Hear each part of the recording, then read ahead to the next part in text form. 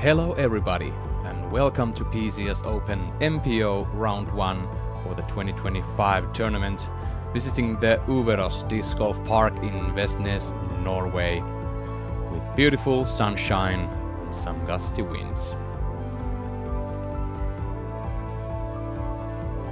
The gates of Valhalla are waiting for their MPO players to challenge the course, and especially that specific hole. Welcome to the booth. My name is Esa-Pekka Tupala, and with me, the one and only Brian Aderhold. Welcome to the studio, Brian.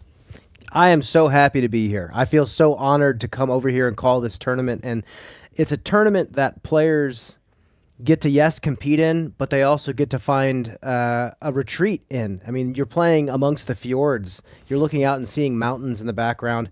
Matt Oram said in an interview earlier this week, you're not going to see any Debbie Downers out here playing this tournament. Was that the interview from the hot tub? It was. Some great things come out of the hot tub when you interview people there. I mean, glad to have you here, but I believe we have a third commentator on the show. Nate Perkins on the grounds in Norway. Nate, how are you doing and how's the weather looking at this moment? I'm doing fantastic. Esa-Pekka, great to be working with you again. The morning was considerably better.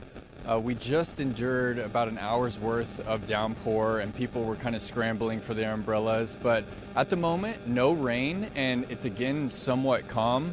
They're turning the music up on us, but it's a great atmosphere down here, and I actually want to again take us all the way back to the 6th century, guys. There was a massive volcanic eruption that covered the skies in a cloud of ash as the music continues to drown me out, but it was the instability of the Scandinavian environment combined with that volcanic eruption that led to a series of domino effects that the Vikings used to rise to power, right? Well, 1,500 years later, the Viking tradition carries on here on the shores of Overås. They had an incredible ceremony for the players last night, including some music. The musician was playing his guitar, he was yodeling into the mic, and he was kind of pulling from some of those Viking traditions. So it's here on the banks of Overås that you have the opportunity to enter the halls of Odin, known as Valhalla. Back to you guys in the booth. That is some great introduction there for the course. Thank you so much, Nate, and we'll be tossing down to him when we need more specific info about anything that we see on the course. Of course. Why would you not throw to Nate Perkins for stuff like that? I can't figure out the reason.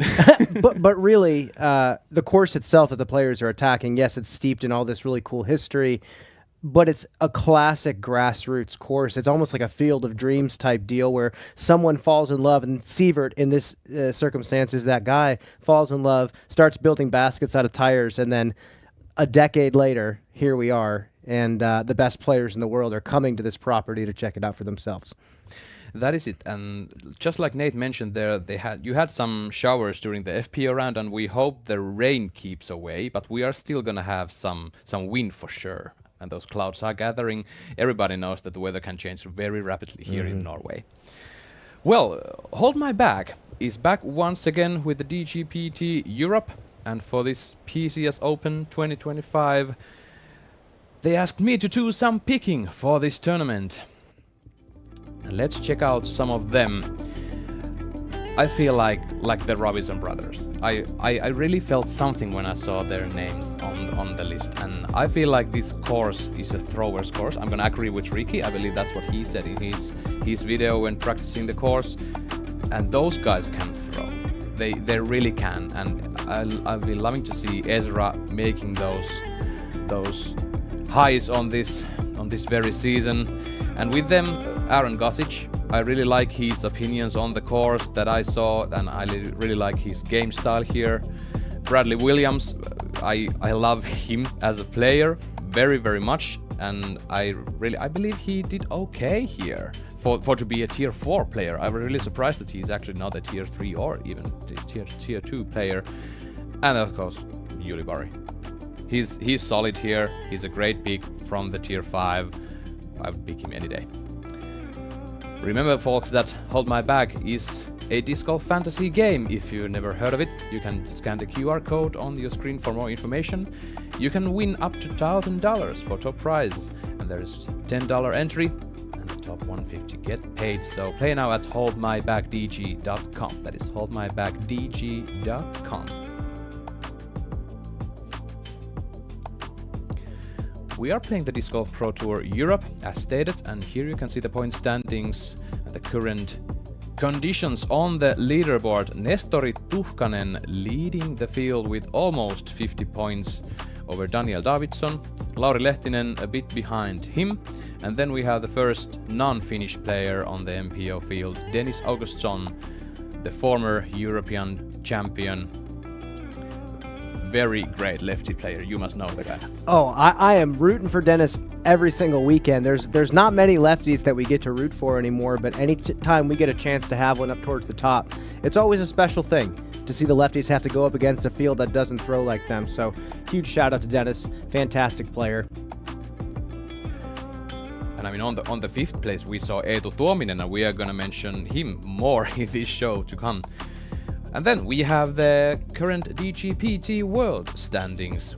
Gannon Burr, Anthony Barella, Ricky Wysocki, Isaac Robinson, and then Ezra Aderhold, your fresh DGPT champion. And he actually just shot a fantastic opening round today as well. 8 under par, 1059 rated. Yeah, talking about him, let's take a look at his efforts so far. Here he's hole 18, and this was during those rain showers. Made the par on 18 to card a solid 8 under. Really solid, especially with the weather that he got. You know, he played hours worth of rain, unfortunately. Welcome to Norway, folks. This might not be Ezra, but that is some Norway He stuff is done with his round, though. He is done with the round. You have a great point there. I mean, I'm not going to call it. The player experience here is unmatched, and it feels like every time a player comes here for the first time, they almost laugh at how special this place truly is and how the staff here really makes them feel like family. Canna current conditions on your screen. Temperature about 15 degrees Celsius. Humidity a bit down from the rain, 62% currently. Not much of a wind as a constant wind speed, but remember we're in Norway. We are just next to these beautiful, magnificent fjords. The wind can pick up quite fast. I spoke to Paul Macbeth earlier in the week, and he said the course, even during practice, was soggy and wet, and with an hour's worth of downpour, and it wasn't just like Nate said rain. He said downpour. I'm very curious to see what the footing does in some of these woods that's a little bit more protected by the tree cover.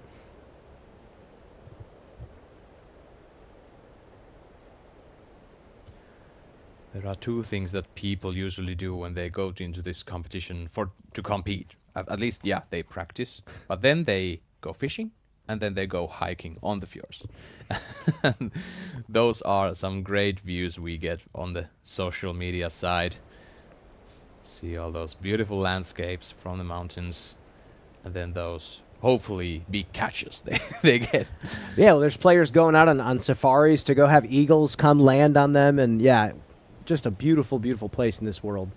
Well, Brian, it's a big honor to have you here in the booth with me. Are you ready for the first tee shots of the card number 2? Oh, I'm ready. Let's go to the tee. Welcome to Disc Golf Network and enjoy this MPO round 1 second feature card shots on tee number 1. Let's go. PCS Open 2025 presented by Innova here at Överås Disc Golf Park. Second feature card. First on tee from Rohnert Park, California, US. Team Infinite Discs, James Proctor.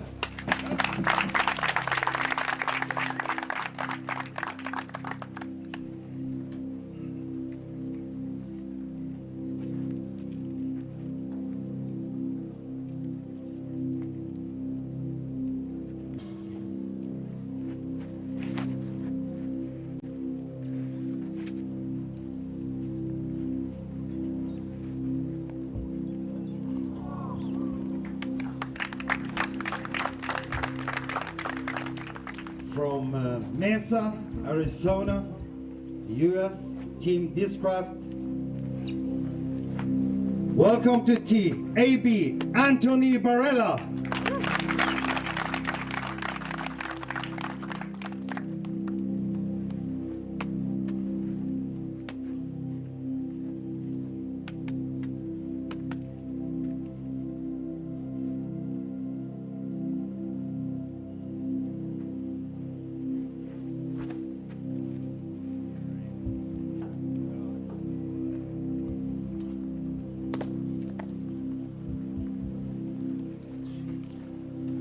From Kerava, Finland, Team Innova, Joona Heininen.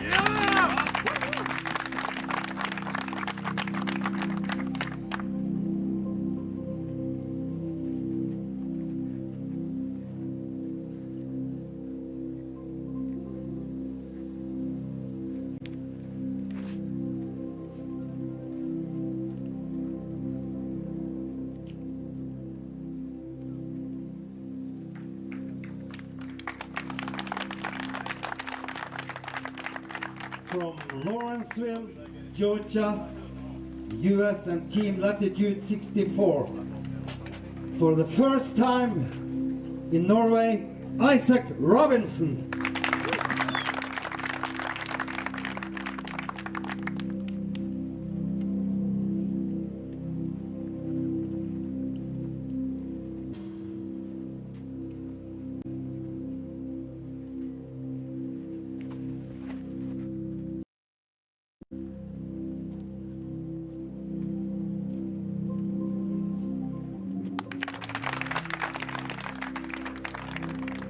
Good luck, guys.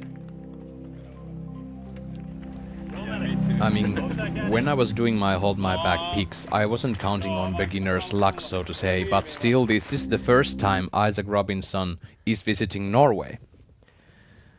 Yeah, what a special place to visit your first time. Let's take a look at this forehand from Joona. And we were talking, his forehand has come a very long way over the years. He's always been a really solid backhand thrower, but shots like this, yeah, just really nice. He's gonna love that for the hole number one. James Proctor almost hits the target off the tee. Yeah, and that's just a beautiful backhand turnover. It's probably really satisfying to throw, but landing on this green with the backhand is really tough. We're seeing Jesse Nieminen currently on 15 and his second shot.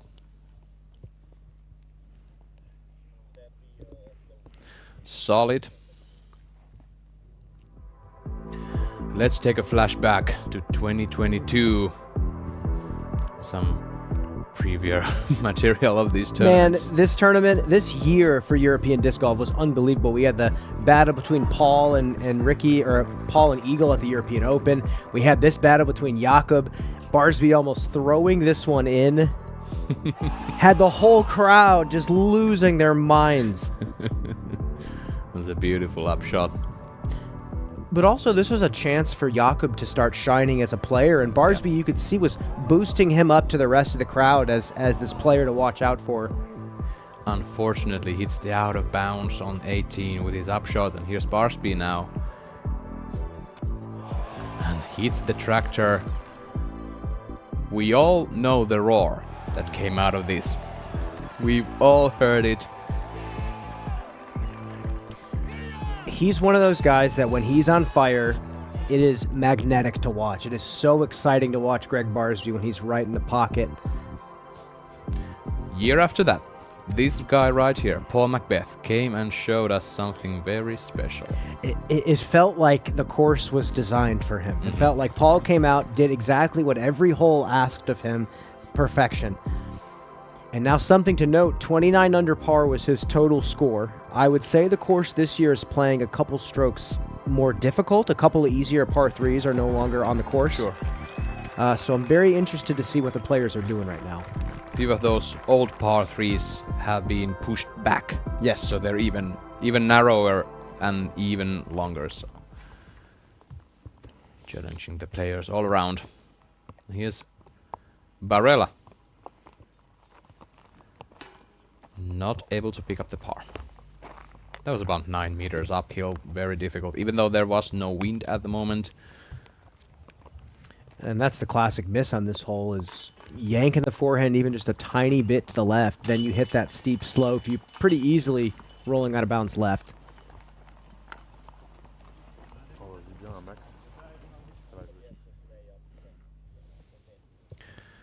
Jesse Nieminen, his third shot on this difficult par 4, 15.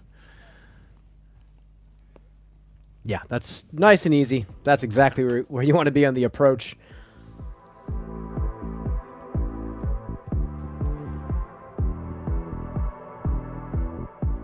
Looking at your screen, we are seeing some facts about this Uveros disc golf park. Should we say Ragnarok? Well, Avery Jenkins came over here in 2016 and gave a lot of insight. This property had been developing before 2016, but you really caught the attention of a lot of people. And again, Avery was here 2016. Eagle McMahon came over here in 2019 to see this place for the first time. And the word has spread, and it's truly farm to fairway. Like he created this from nothing. And I'm shocked that, you know, someone with little experience in disc golf stuck with it for so long and let his love of the game turn it into one of the premier destinations in our sport.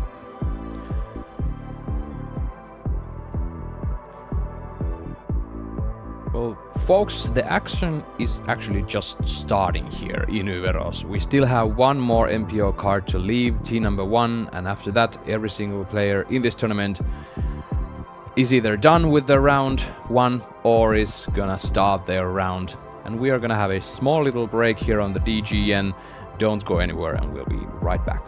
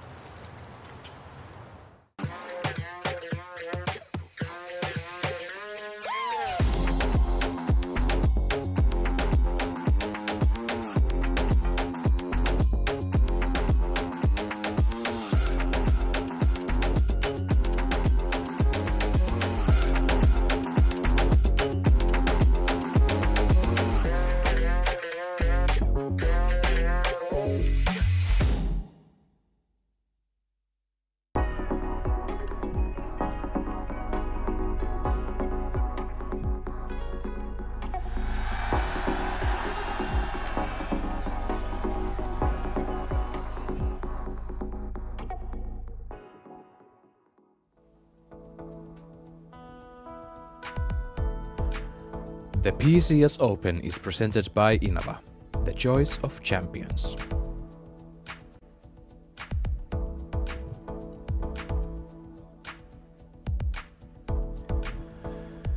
And here's Gannon Burr's daily fantasy position this week for the PCS Open.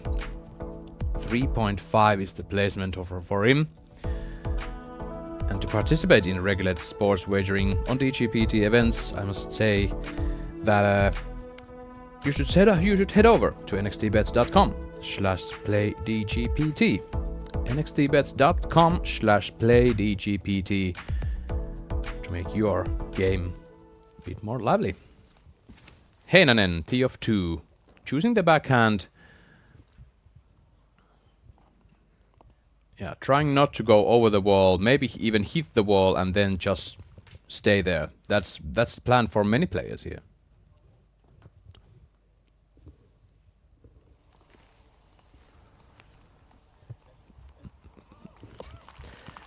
That's how you want to play this hole. Yeah. Subtle turnover up the hill. You still have to throw it with power.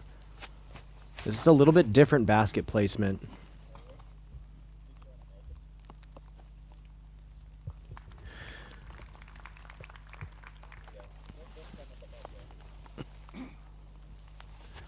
Solid from Proctor, and then AB.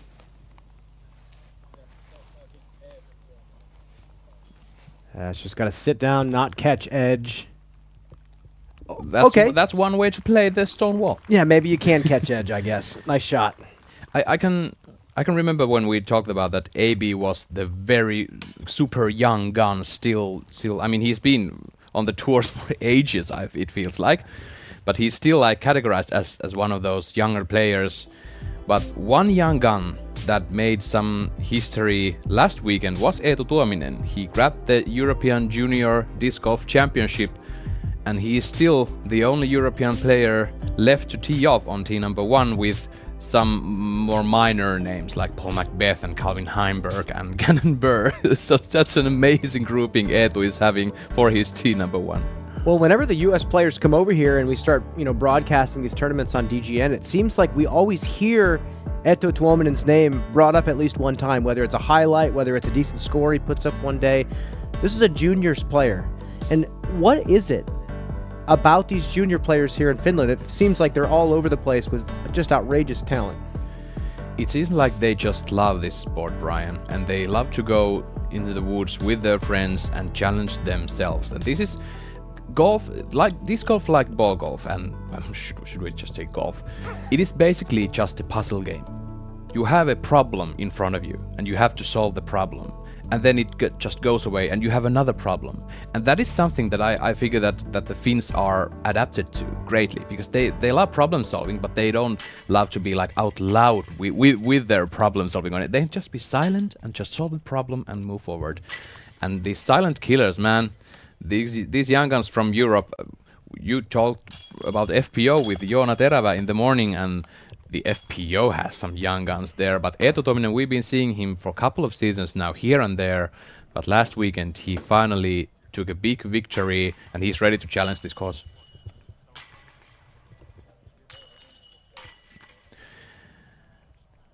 Ready to challenge the course. And of course, these huge names with him playing the round of casual competition disc golf.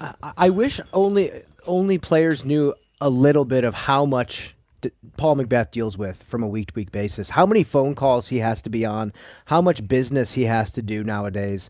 And it seems like he balances it all so well, and he's still playing fantastic disc golf. Is he coming down the fairway of 18 with victories this year? Not yet, but you can feel the motivation is within him. He's healthy. His shoulder's feeling fine. The labrum tear is no longer a problem. But yeah, I can't wait to see him attack this course again. The amount of work Paul does for disc golf as a sport is unbelievable. And just like you said, he can't just drive to a course and just practice, hang out, and then do the competition. He has all these bazillion other things to deal with. And the umbrellas are out once again. We were not able to avoid the rain, it seems like. Isaac Robinson, casual birdie on 2. If there is a player I should pick for a backhand turnover, it might be the guy. Niklas Anttila is another player with those skills.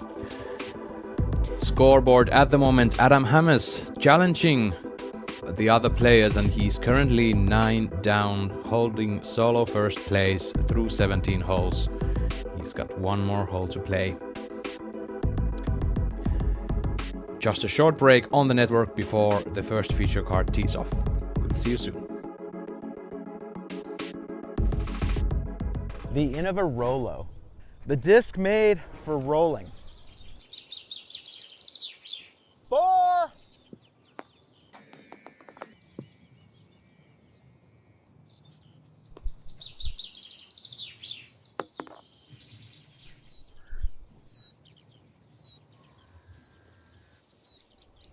The Rolo, making rollers fun.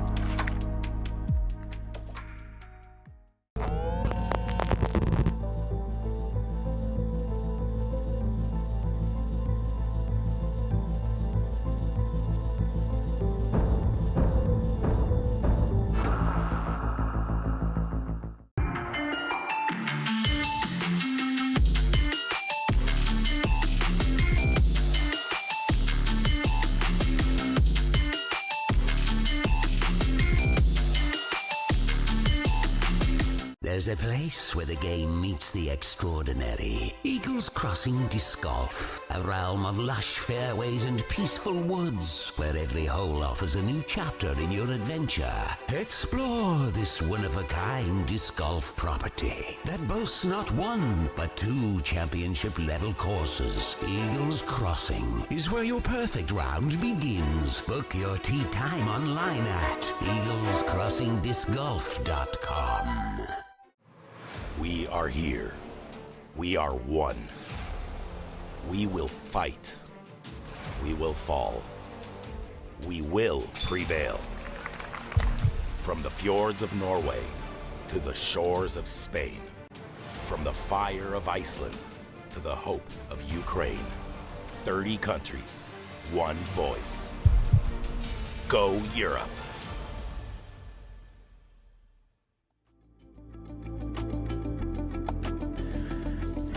You can watch live coverage of the 2025 PDGA Professional Masters World Championships only on Disc Golf Network Pro, so make sure to catch all the action this upcoming weekend. You can scan the QR code on your screen or visit dgn.com to grab the Pro subscription now.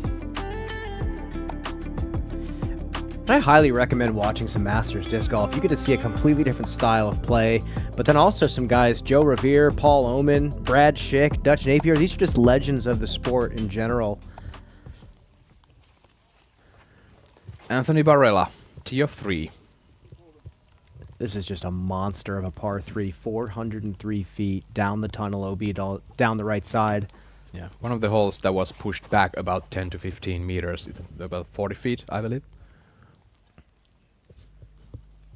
Currently 123 meters and AB is putting for birdie. Not a problem. It's kind of nice to have it framed up like that with the tree on the right side. Jesse Nieminen looking for another birdie on 16 currently. 185 meter par 4. And there it is. Let's go, Brian. Let's go to tee number 1 with our first feature card. 4 great players there. I'm so glad to see them tee off on this beautiful course and have them on our coverage. Let's enjoy their first shots on the day. PCS Open 2025 presented by Innova here at Överås Disc Golf Park. We are ready for feature card, flight number 28, last card. First on tee from Huntington Beach, California. The US Team Discraft. Make some noise for Paul Macbeth.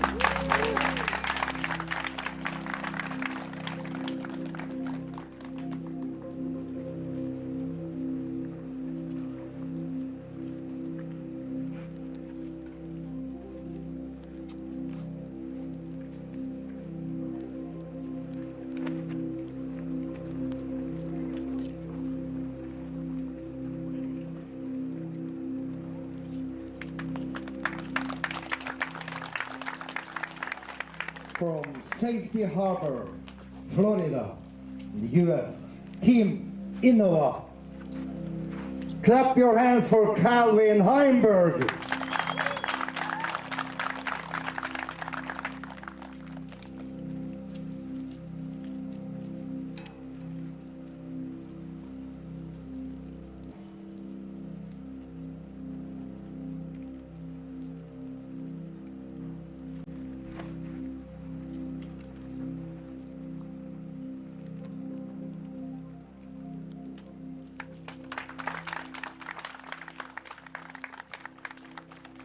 From Lempala, Finland, and Team Innova. Give it up for Eetu Tuominen.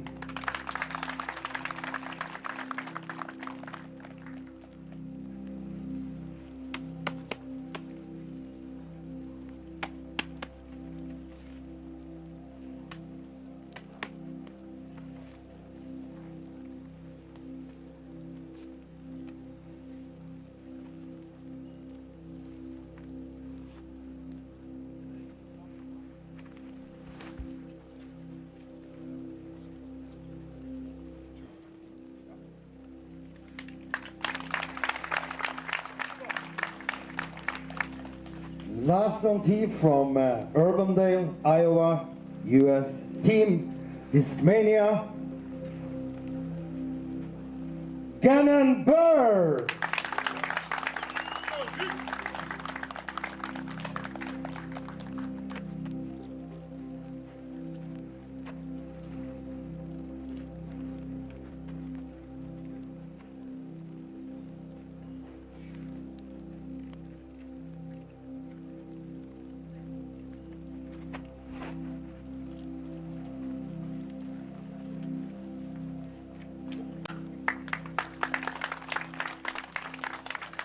Good luck, guys.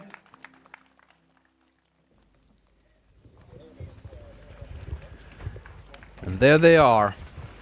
The final card is off. Joona Heinonen, T of 3. This is 2 left. Or it might not be. And I can eat my words and be happy about it. I was not expecting that disc to be as flippy as it was. That is a masterful line on a 403-foot tunnel. Very happy to be wrong about that. Back on 18. Adam Hammes. Trying to go double digits here.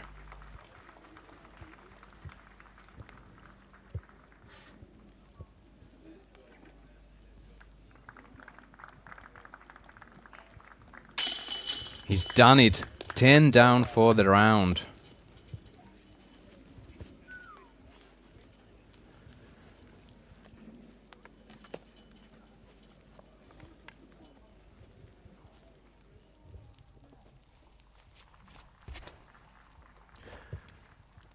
Heinonen is a quick fellow. He's currently on T of 4 and he makes another beautiful shot and he might be on fire. Yeah, this course has a lot of lines that really look like Joona Heinonen lines, and actually the baskets getting pushed back on some of the holes really benefits him.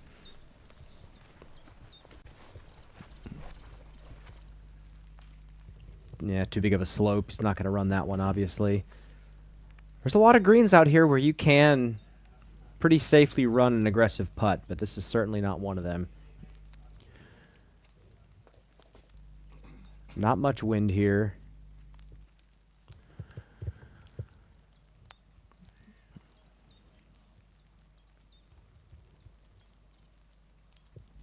He's going for it. Dead center, but a bit too low. If there is someone's putt that would run this safely, it's his every single time.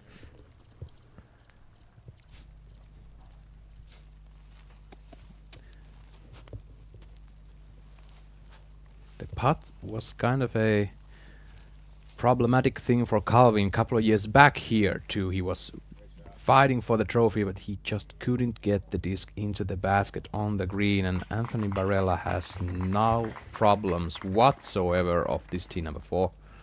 And that was I think even faster than a fairway driver. He was able to put that one up there with a little bit of down tempo. Gannon makes good for birdie on the weak side. Got a lot of guys coming into form. This ramp up from this tournament to the World Championships is, in my eyes, the most anticipated series of tournaments that we've ever seen. Yeah. And what was that? Mr. Paul Macbeth. Circle 1 has just been an absolute killer for him this year. He's still putting himself top 10s quite frequently and has almost won a couple of these, but man, those 20, 25 footers have just plagued him. And on the events past this season, he's gotten like 2 very great rounds and then just one kind of an average or mediocre round. And I believe he said something like that himself, that he just hasn't been able to put together 3 perfect rounds or 3 solid rounds even. Some tap-ins on the green of 4 there. The first Finnish player you are seeing on the top 10 right now is Oiva Päivänsalo, who is actually the guy who Eetu Tuominen won at the juniors last weekend with 10 strokes. And now Oiva is here, tied with Ezra Aderhold, 8 down through the day. They can't let him get him again. He's going to have to come back and get his revenge. That is it. That's what's so fascinating about coming over here and getting to play these tournaments. Not every Finnish player gets to take trips over to the United States for months at a time. So all this talent for the American viewers is really exciting to see. And a lot of it is going to be young kids that have just been training over here, waiting for their moment to play against guys like Ezra, and Adam Hammes. So this is just great to see.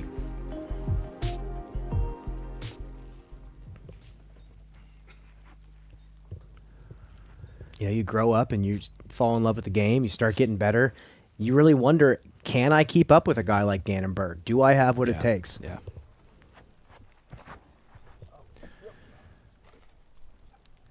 And hits a tree on the right side of the fairway and rolls down. That is not a birdie look, or can I even say that that's Gannon Berg we're talking about? That might actually be a birdie look. It's a birdie look. Okay, thanks for the spoiler. Macbeth.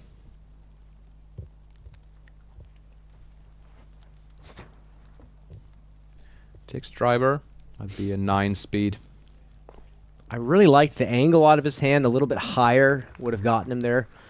You have to push the disc out straight and trust it to drift back to the right.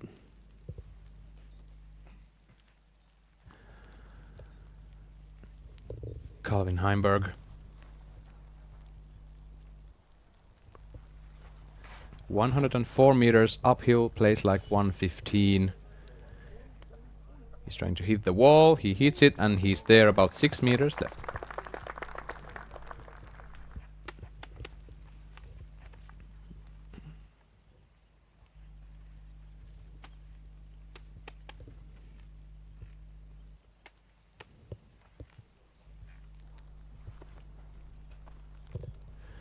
And now Tuominen. Yeah, he's really running right to left of this tee pad to line up this turnover. Hold. Hits the wall. That should be very good.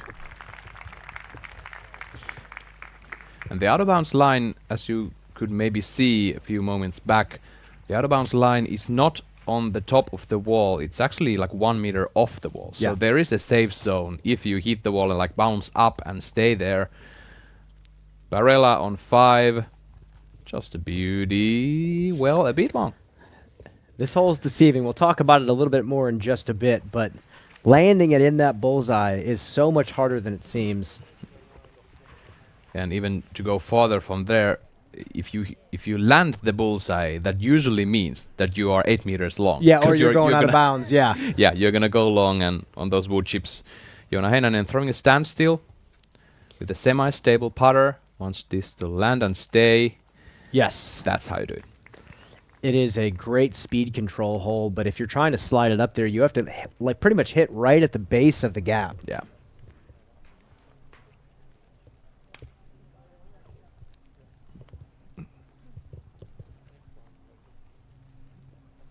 Funny enough, we saw Gannon Murren practice jump putting the gates of Valhalla. Not gonna, Yeah. not jump putting this one. No. It might be that Väinö Mäkelä also jump at it with a like understable driver. I don't know Must what be Gannon nice. used. Here's Gannon second on hole 2. Stay. Yes. That is a 6-meter putt for par. It's going to be an interesting scoring dynamic for MPO compared to the FPO. 3, 4, 5 down in FPO this morning was a pretty solid day out there. Not going to fly in MPO with the way their course is laid out. Going to have to sprint. Barella to go 3 down. And he's done it. Great birdie on hole 5.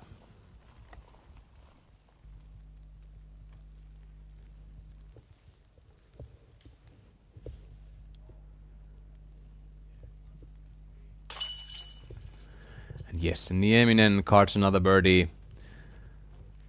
Yes, he's had a little bit of a quiet stretch in the United States, Yes. but you just got to give respect to a player that's taking the big risk to spend all his time over there grinding it out on the tour. Oh my goodness, Paul Macbeth in the basket. What a great putt for Paul. Let's roll back that Zuka replay for Paul Macbeth. Yeah, that's the putt he was trying to make on hole number 1. He got revenge on that one, and yeah, standing putt, 50, 60 feet. That'll do. Get some momentum going after that unfortunate miss on 1.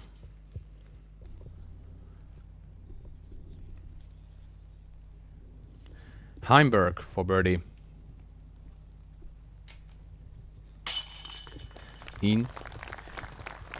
Starting his journey towards those double digits, which seems to be the score to try to achieve. Well, and for reference, this course is playing a little bit harder than it was in 2023. A 13 down by Paul Macbeth was a 1097. 1097 then. Now Burr for par. Not a problem.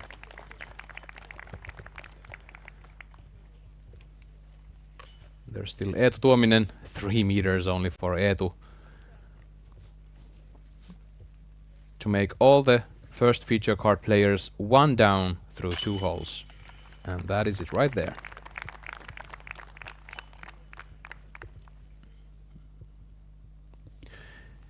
Nieminen tee of 18. 4 par 4s to finish this stretch at PCS. All a little bit different as well. All have their own little unique challenges, and I think it really adds up to some nice scoring spread. Barella tee of 6. The first par 4. This one has to push far. It has to get the distance kind of diagonally down the fairway.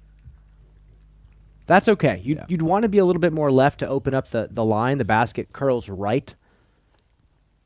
See if Joona can make a correction.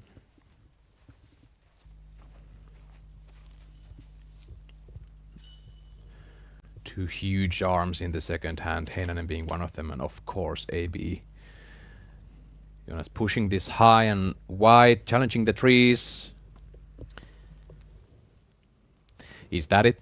I think that's it. And I forget, we commentate FPO in the morning, and Spikeheiser over the top of everything is only limited to a few players, but I forget that a lot of these guys don't need to worry about the fairway as much because of that shot.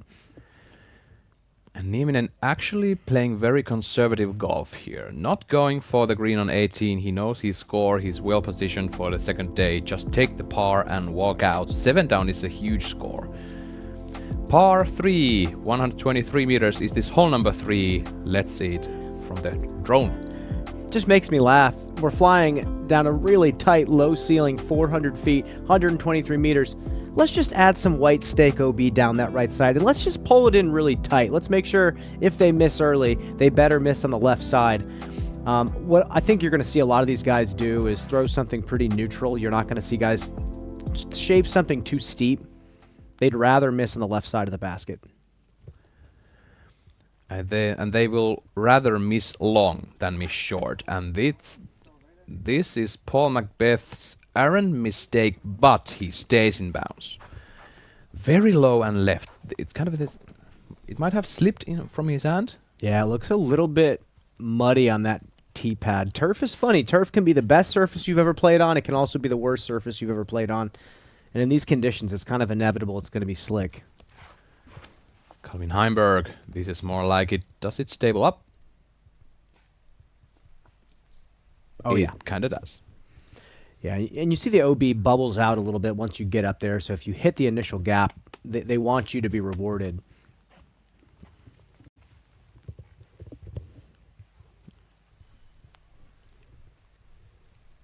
I loved Etu's alignment on the previous tee pad. Let's see what he does for a straight shot.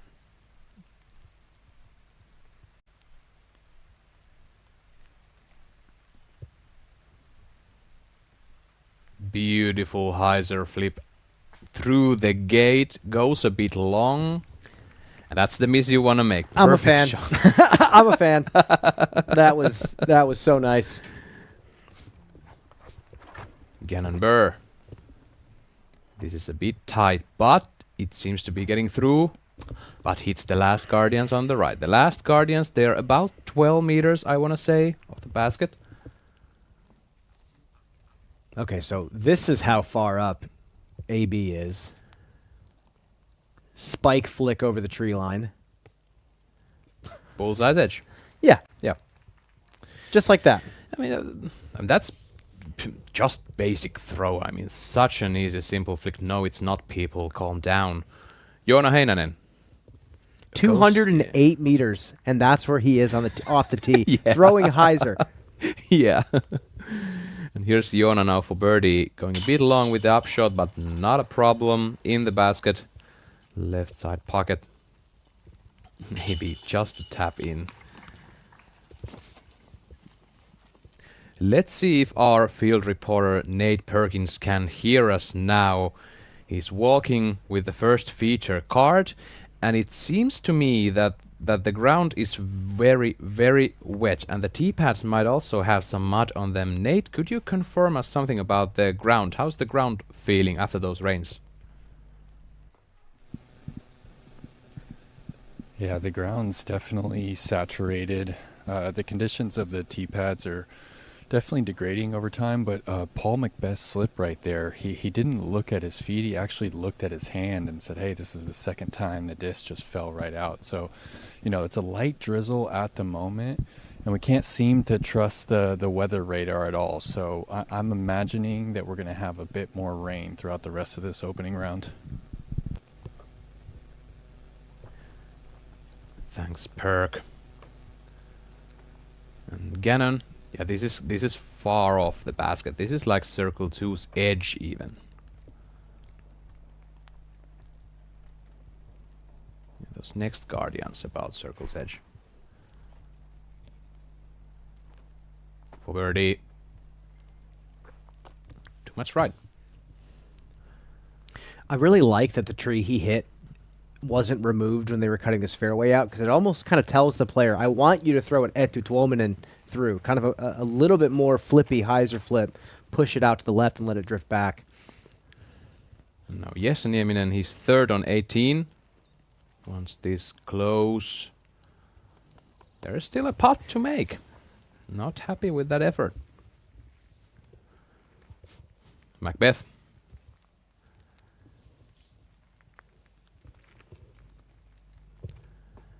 And missing the basket.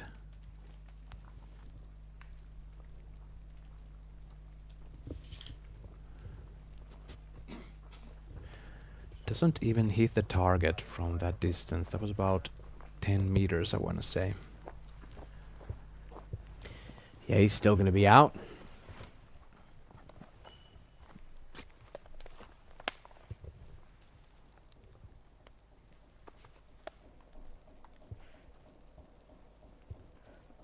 Okay, a little bit closer than I thought. Etu's going to have his birdie putt. And it seems to me... Yeah, this is about 8 meters. Slight uphill. To go 2 down through 3. Too low. Nice action, but too low. It seems like Paul Macbeth was actually out of bounds off the tee. It looked like to me that he was staying just barely in bounds, but I was wrong. Yeah, saw that he was putting for bogey, and now this cut through on the left side. That's a triple for Macbeth. You just can't... I don't know. You can't really recover from that. This is not a course where a triple is just going to be okay. Now he has to fight. Rattle off 3 birdies just to undo that.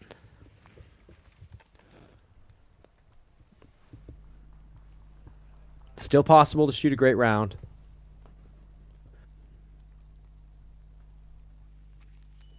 Yeah, he's going to be 2 over after 3 holes.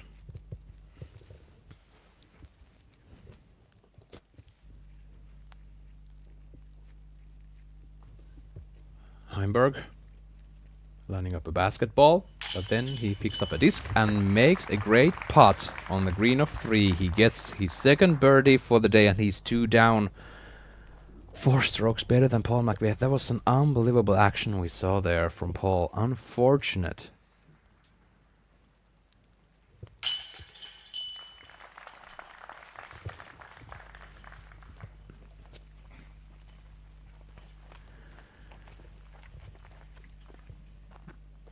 Eetu Tuominen picking up a par with Gannon. And then Paul forced to take the triple bogey.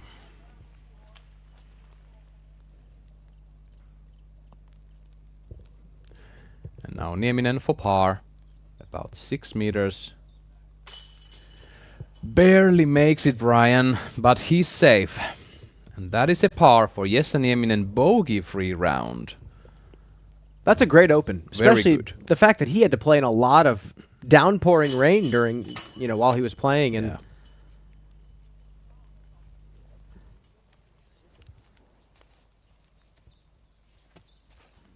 now back to AB. Throwing that Sagara.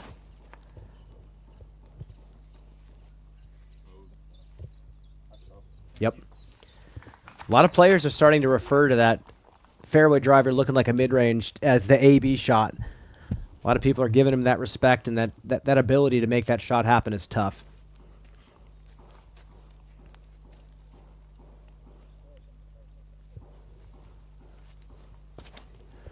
Heinonen, tee of 7. Oh, hits the branch too high. That is the cost you will pay if you make it too high off the tee on this fairway. Your current leaderboard top 10. Adam Hammes 2 strokes over Ezra Aderhold and Oiva Päivänsalо, tied second. Behind them Ezra Robinson and Jesse Nieminen -7. And they're all through their rounds already. We'll have a short break on the network. We'll be right back. Let's send these boys back to the lobby. Get on. Oh, Grandma's got a hot kettle for that teabag. How did you get so much energy from a candy? One Shot is no ordinary candy. It only has 4 grams of sugar, and the nootropics help prevent jitters and crash. Grandma, do you think I could try one of those One Shot energy Oh, chews? sure, honey. But if you come for the queen, you better come correct, Sprout. I'm the OG. Got it? Got it. Level up your energy with One Shot. Grab yours at oneshotenergy.com today. Hello, we're Kenna. We're a Dutch growing company. We love plants and we want to tell you some cool things about them. Just like humans, plants can communicate. They can sense when another plant is close. Plants look out for each other too. They warn neighbors about nearby threats by secreting substances. And studies have shown that plants love a good tune. We love and understand plants. Let our passion excite you too.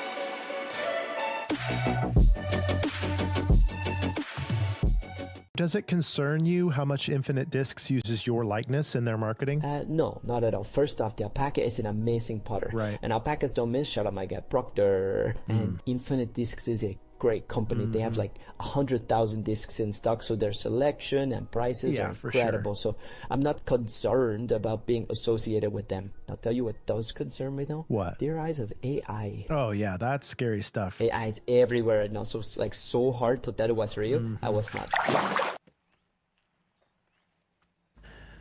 And welcome back to Disc Golf Network. The PCS Open 2025 is on the go for the MPO, day number 1, and Calvin Heimberg is on the tee of 4, throwing something stable, wants to get over the stone wall. He gets there. That is a 6-meter putt for another birdie, Brian.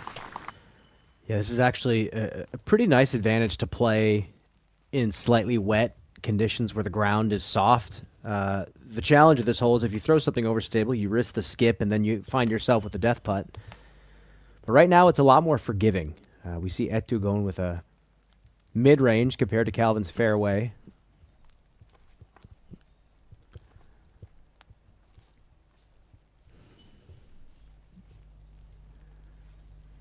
"99 meters.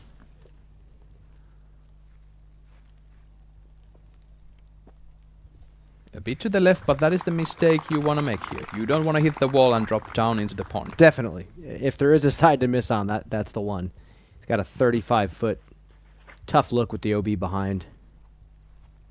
Some players want to kind of pull the hyzer upwards towards the ceiling. Some players like Gannon are probably going to go a lot flatter.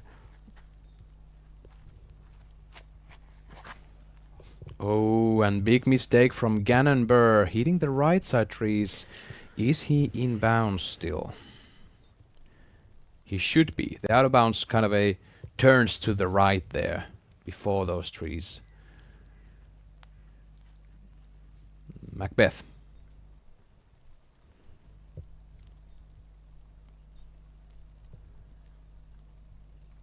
Wants to make the better mistake here, just like Eetu, but that is a straighter disc. He's putting for a birdie to get something back after that triple. Gosh, that was hard to watch. Heinonen, he's second on 7th, hits another tree.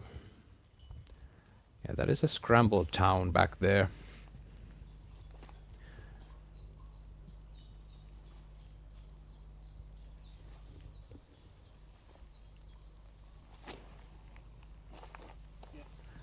Barella, very nice position on 7th, and he's putting. Again, you're going to see a lot of players on some of these wood-chipped holes. They're going to go to the standstill because of how soft the ground is. Gannon Burr makes the second on the green. And here is the currently 17 years old Eetu Tuominen for another birdie. Take a look at that, Brian. He knows what he did last weekend and he wants to continue from there. Just take the birdies whenever you can and play smart golf. I really like the way he plays the game. Just watching the few backhands and the putting stroke that I've seen so far. He's got kind of a unique way of throwing, but I've really enjoyed the lines that he's chosen. And I love this new visualization thing we've kind of seen in recent tournaments from Calvin. Gets the birdie. That is 3 straight birdies for Calvin Heimberg, who lost to Paul Macbeth this event 2 years back with 6 strokes. He played 53, 53, and 57 on the last round, so 4 strokes worse. And he was putting for birdies many times on that round, but he just wasn't able to get his putter going. But now it seems like he's all good. We were flying over the hole number 5, the gates of Valhalla, par 3, 89 meters. This is just one of the most memorable shots in the entire world of disc golf. And strategy-wise, we were talking about it earlier, you want to land just past these rocks. You want to slide it up and try to be, 20 feet short. If you try to stick the bullseye, you might get a little bit too greedy, hit on the flat spot, and start to slide down towards the out of bounds. We've seen it multiple times. What are your thoughts on this scenic shot? I mean, those stones, those rocks there on the ground, they are a new line of teeth, so to say, on this hole, and that actually lines the circle's edge there. And Calvin makes the gate. And I kind of lose his disc. He took a stable one. And there's kind of two approaches you can make on this. You can force over a stable to overstable disc and want it to turn back and then just settle. And then Wysocki was actually talking about throwing something understable with the hyzer flip to get a kind of a almost a cut roll. But those wood chips make way for the disc to just stop in the bullseye. That was a kind of an ingenious tactic Ricky is using there. Yeah, I think as long as you get the nose of the disc to kind of dig into the ground, that's how you hit the brakes. Yeah. It is more difficult with those stable discs. Eetu Tuominen, this is coming in hot. Stay. That is fine. That is totally fine. You want to stay on that basic area where the pin is located. It might get into your head once you skip over those rocks, because you're gonna feel that I didn't quite make it how I wanted, and then you start thinking things you shouldn't be thinking at the moment. Paul Macbeth coming in a bit hot too, and he's skipping to the left, almost finding the out of bounds. 1 meter short. I'm always surprised at how many players throw with a full approach here. You can just kiss this shot, and it lands inside circle 1. Cannon Burr plays this hole like it was 2 years back. Like those rocks were never there, but he's too low. He's gonna have a putt to make. Circle 2. Joona Heinonen in the basket on 7th. Man, Joona's having a killer round so far. He was able to save the par, and that is good. That is good on that hole. Anthony Barella also having a superb stretch of 6 birdies in a row. He took the bogey on hole 1, and after that, just birdies. Joona Heinonen has 5 birdies himself, but no bogeys. I think this tournament is just a fantastic opener to this stretch. We have Krokel next week. We have the European Disc Golf Festival, then an off week, and then right away we start the World Championships. I love that they get to play a shorter course, a little bit more laid back, beautiful. Gets them ready to go. Jake Mond going forehand here. And he doesn't like it, taking a quick rest. Currently on 17th. I took the birdie on 17th there. And now AB trying to go 7 for 7 through 2 to 8. Par 3, 108 meters. This is turning beautifully. I can't get over that that's a fairway driver. The way he makes it look so slow. Beautiful shot. And Gannon Burr. Circle 2's edge. Ooh, a bit long even. Misses the basket from the right. You wonder what he's confused about. I think the basket moved. Maybe. I mean, something happened there for Gannon. But this can be deceiving because the basket, it is on the downslope. And from where he was, it might not seem like a huge downhill, but there is a subtle slope. Now Paul Macbeth for another long birdie.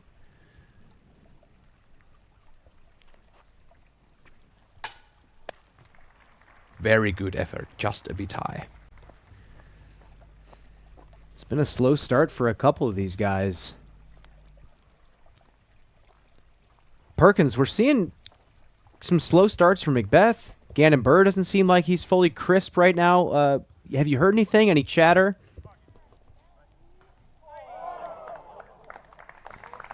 Yeah, Gannon was talking to his caddy, Matt Schlabach, and he's just like, hey, I'm off right now. I don't know where the disc is going to come out of my hand. And when he missed that putt wide right there, he turned and looked at him and just raised his arms like, see, I have no idea where the disc is coming out. And I can't even touch on Paul's triple bogey right there. That's just something you're never going to see again. Back to you. That's a solid par, even still, from Gannon Burr. Heimberg for his 4th birdie in a row. Just throw the dart. It's just a disc. But the aim is similar. He's there. Left side, but in. Calvin is looking good, man. He's looking solid. He's throwing the disc very well. And I kind of like that dart. I love it too. It's a great way to kind of almost hypnotize yourself, lock yourself into the basket, and something needed to change. He had kind of a rough stretch out there on the green. Yeah. Now Tuominen for his 3rd birdie in the heart. Taking the birdies from 2, 4, and 5. He's up on a solid start. I think in a way Etu is in a great spot. He gets to watch Paul Macbeth, arguably greatest of all time, Gannon Burr, are easily the greatest in the modern era. He's got nothing to lose here. Heinonen, tee of 8. Yeah, he was close on this one. He's trying to get that late flip. He's going mid-range. This is a tricky shot.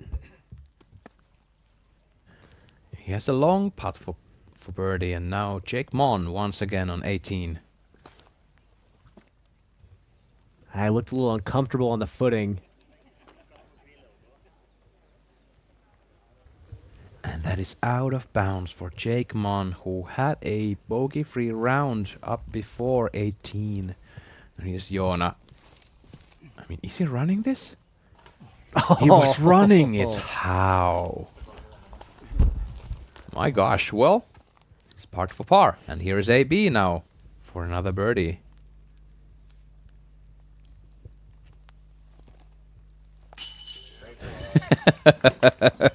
That is in. That is in. Barella, what a heater.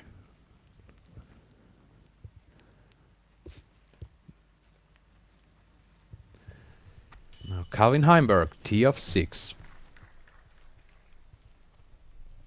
Very Really specific shot off the tee. Yeah, got to challenge the ceiling and push it left. This needs to fade. And it does. Oh, is it too long even? I think it's going to be okay. And the long tee that the MPO players are playing is not that much farther away from the FPO FPO tee pad. These guys really just need to put it in play. You don't need to get too choosy if you can go over the top, whether with a grenade or a spike hyzer. We watched AB pin high.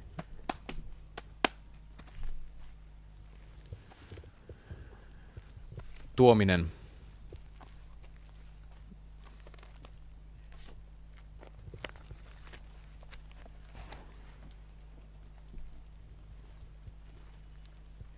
He doesn't like it. That might be 2 left.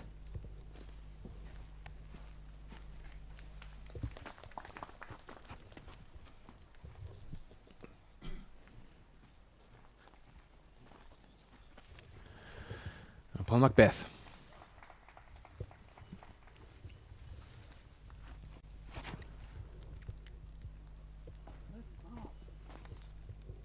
And this is also 2 left, and it hits a tree on the fairway.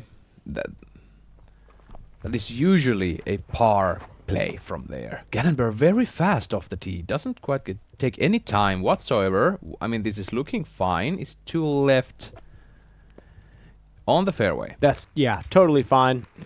And I'm sure at this point, as long as he acknowledges, you know what, things are not going my way right now, he's one of the few guys that can admit that and be okay afterwards and actually just keep playing and potentially save a good round.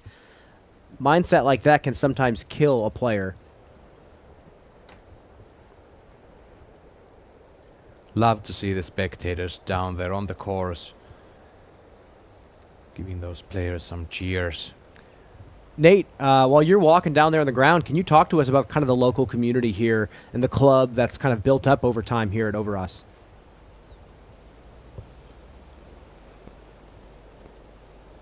Well, you know, a lot of these Norwegians, they actually have to travel a long distance to come support and spectate this event. We've got fans from 500 miles north from Trondheim, and then 500 miles southwest in Bergen, and all the way 6-hour drive from Oslo. So there's not too many locals here, right? This is a destination disc golf spot, and they're certainly gathered around Macbeth and Burr at the moment. Let's see if Macbeth can groove here.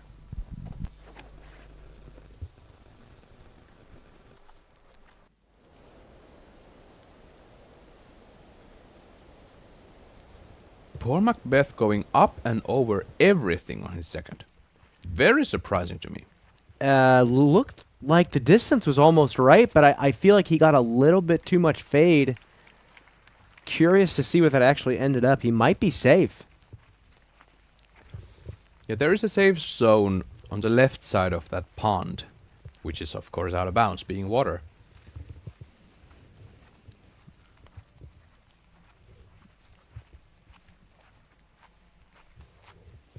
But yeah, going back to Gannon and kind of what he said on the previous hole, I feel like he's going to start playing fast the rest of the day just to try to get out of his own way. Just play disc golf. Stop caring about where the disc is going to go, because clearly that's not working. And he doesn't need to think about where the disc is going. He has Exactly. all the skills in his nervous system. And that's what's interesting about disc golf. You can practice, but that doesn't necessarily mean you're going to show up to the course and execute. It's how do you make that practice matter in the moment. Yeah, it's a game of how to put yourself out of your own way. Yeah, just like you put it. Eetu Tuominen out of bounds off the tee, and now he's quite long there, so he just has to take the par somehow.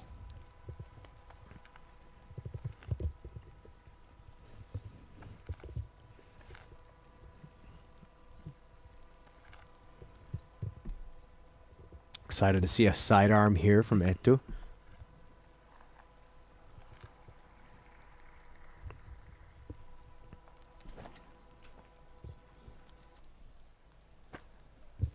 Great shot, but still about 7 to 8 meters left, so he's gonna have some putting to do. Interesting movement with his arm there and still get like a totally wobble-free throw. Super clean. He kind of has that pop sidearm, and it really bodes well for the slower discs. I'm curious to see him flick a driver on kind of a faster line. That's another really solid pop-style sidearm from Gannon. Yeah, Gannon has not much popping to do on the green. That's going to be almost a tap in. Yeah.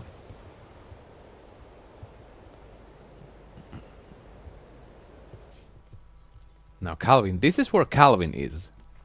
Off the tee, look at this. he's just jump putting practically, but chooses to go with the sidearm. He's a bit right, but he's feeling the putter today. No problem. -4 through 5 holes. Calvin Heimberg leading your first feature card here in PCS Open 2025, the opening day. I heard it's really good, though. Adam said it's the best food he's ever had in his life. Well, there is a nice card. Anthony Barella waiting his turn on hole 9. Slight backup going on. I feel like we've seen this type of scorecard more than once this season. Player gets the bogey on one. Oh yeah, I got to play disc golf. I forgot about that. Birdie, birdie, birdie, birdie, birdie, birdie. Seems to be a 2-card backup on hole 9, unfortunately. Yeah, talking about AB, let's see some highlights from his journey so far. Beautiful shot on the second. Hitting the wall, and then gets a nice roll. Maybe not the play he was aiming to execute, but worked well. Beautiful putt on 3. Yeah, he's kind of lived and died by his putt. He's got to get those 30, 35 footers rocking. Love to see AB slow down with the putter on the gates of Valhalla, hole 5. Yeah, he looks solid right now. And it feels like every time he hits a shallow C2 step putt, that confidence meter starts to rise and everything else starts to rise with it.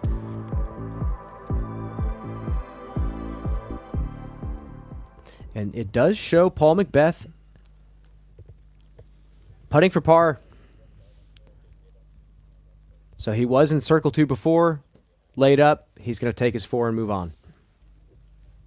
Not a bad way to play the hole. Not a bad way at all.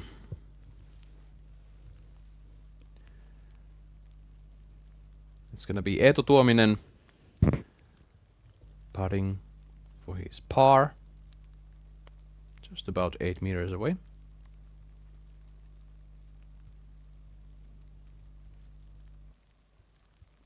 In the basket. There's an important par for Tuominen.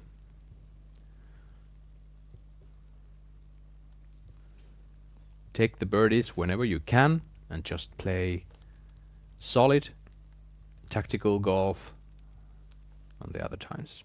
Now Calvin to go 5 down through 6. Just about 7 meters. That's not a question. That is in, folks. 5 down through the last 5 holes. That's how you want to start your tournament.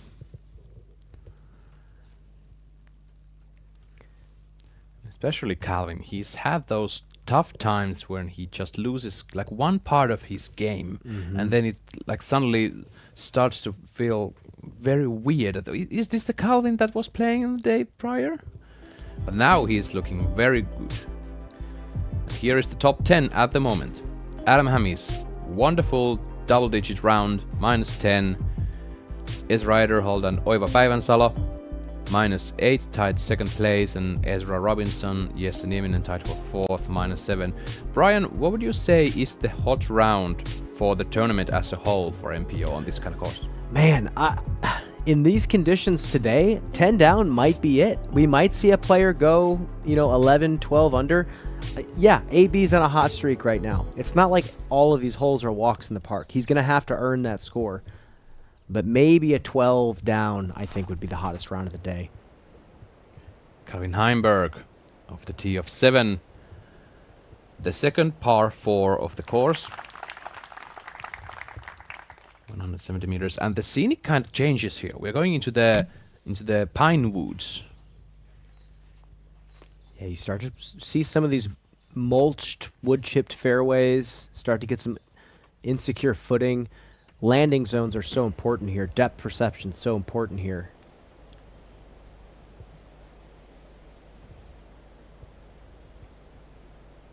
Again, and kind of shaping the forehand a little bit. This is actually a really nice showcase of that. He's going to be in a beautiful position. Basket's up there, top of the screen.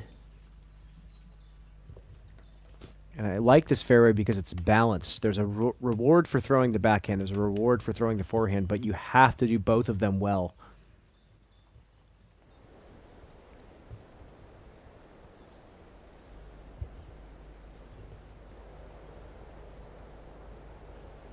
Tuominen on the tee. Beautiful view from the drone to see how the disc travels through the woods.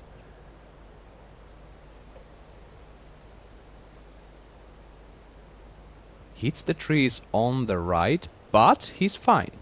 He is fine. It's just going to be a little bit uncomfortable on that right side fairway. Might not be a position for birdie, but we'll see when we end up there. Macbeth opts for the forehand.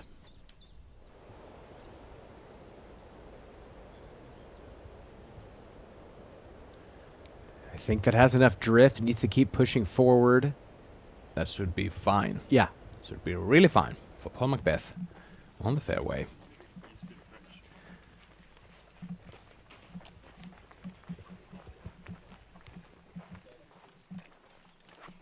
this your first time here, or have you been here before? Experience is the greatest teacher.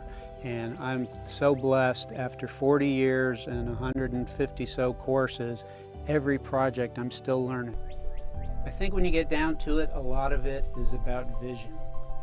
There's the vision for individual holes. There's the vision for the property and what it can become as a course and what it can become as a venue.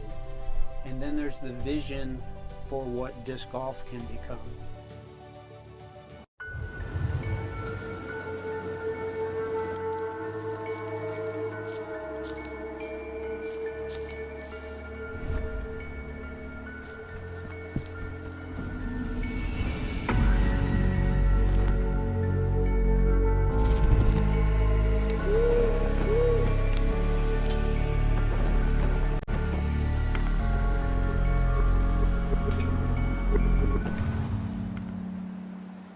Some of my favorite discs in my bag are the A-Series discs.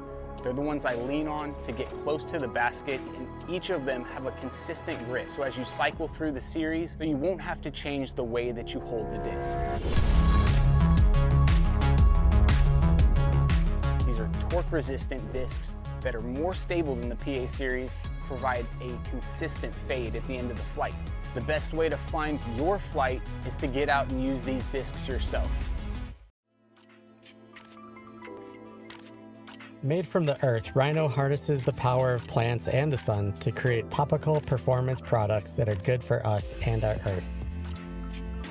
Formulated by a pharmacist and built by a chef, Rhino's unique line of products helps adventurers perform better and enhance recovery. I'm Jennifer Allen. I'm Sarah Hokum. And I use the Trekker. And I use the Trekker LG. The Trekker holds up to 25 discs, and I like a lot of extras. The LG holds 30 discs, so I can have backups for my backups. There's nothing that I don't have room for. There's even enough room for your emotional support animal. I think the Trekker is for someone who wants to have everything on the course. You want to be prepared. We can carry everything we need, and I have a comfortable place to sit on the course.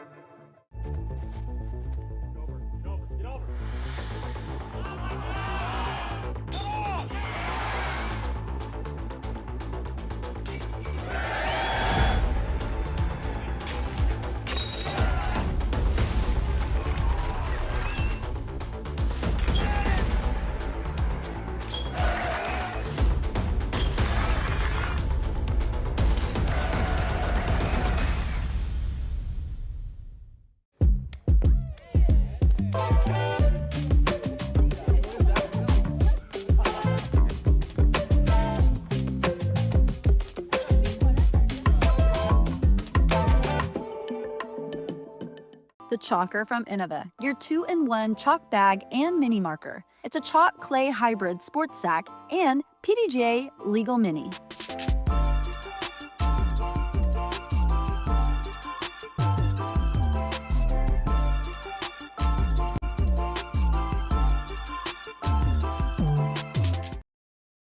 Yes, this ad is exactly that boring.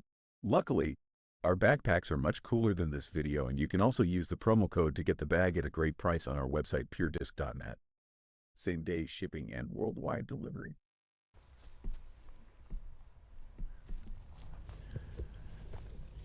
Back at the action at PCS Open 2025, Yveros Disc Golf Park. Eetu Tuominen scrambling on hole number 7. A patent pending. What a solid shot. A bit on the left. It's interesting to see him take that patent pending stance with both feet completely turned backwards. Your hip doesn't follow through well, so he had to actually kind of pick up his foot while he threw to open up the hip. That was a beautiful shot. Heimberg. A bit too far off the tee. He's doing a skip shot. Yeah, he's just out there in the front yard, skipping it off the concrete for the grandkids. Casual. He's putting for another birdie, it seems like. Sure. Yeah. Macbeth throwing 2. These kind of slow, controlled upshots are the things that I love to see from Macbeth. He's just a master of skill with those. Especially from that stretch out patent pending stance. He's really solid, throwing it soft, throwing it hard. But this is exactly where you want to be if you're Gannon on this hole.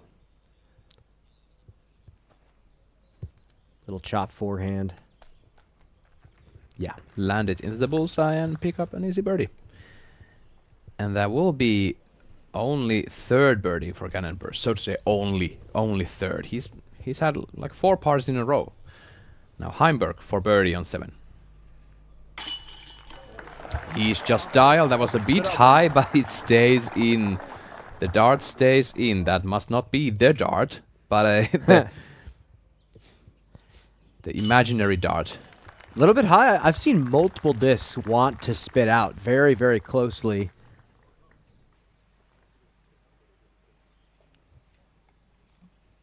But luckily that one's stuck. Tuominen after a really nice stretch out.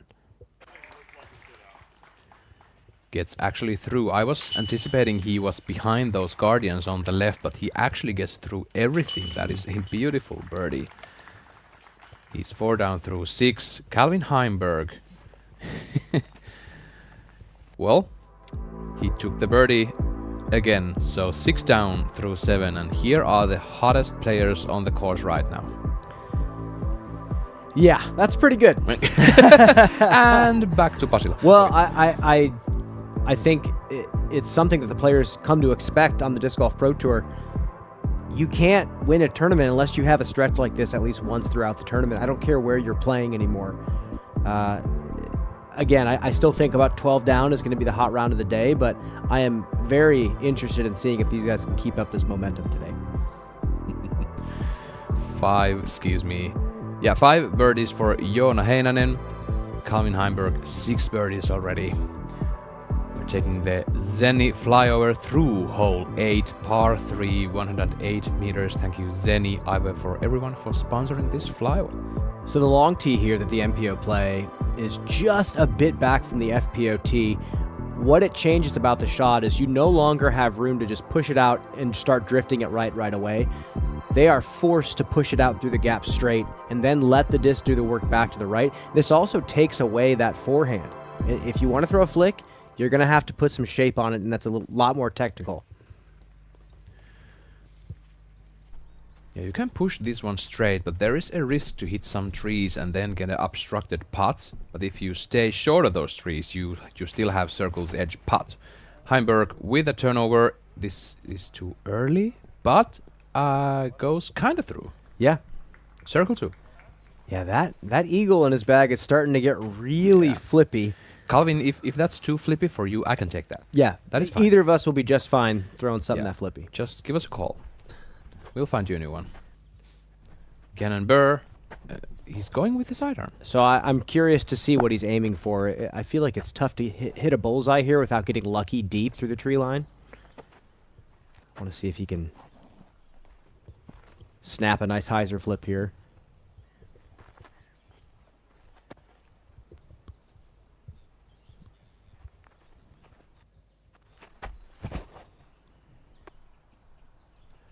This is low, but gets a skip and a kick to the right. That is bad. I think what he was trying to do is actually a really good play for the forehand. Instead of throwing a super hyzer flip, you just throw subtle hyzer low, get the skip around the corner.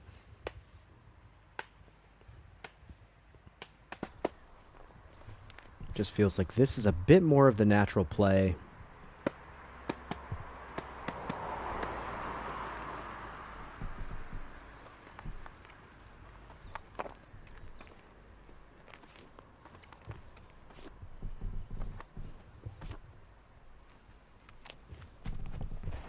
Tuominen in the air as the sun comes out a bit. He hits trees on the right.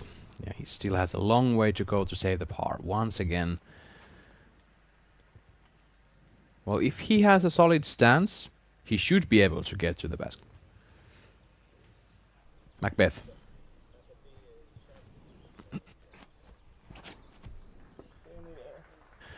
Paul Macbeth, this is also a bit low, but he might skip over those. Yeah. Yeah. Circle 2, I believe. Didn't quite get the height that he was looking for, but not a bad shot. Tough tee shot.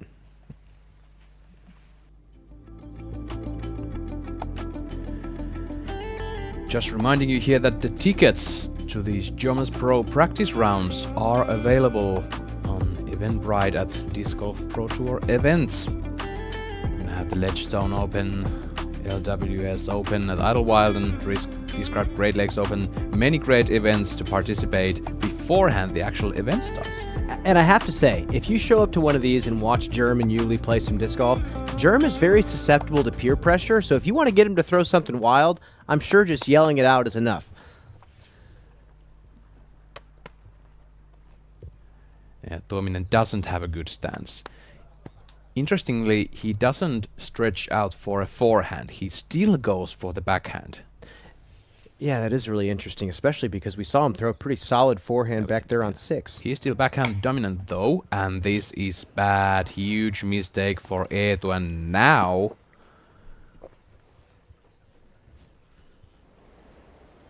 he advanced for about a foot, and then 4 foot to the right. Yeah, you want to crawl into his brain on that one and figure out why he felt reluctant to stretch out and throw the forehand. He's maybe, 250 away.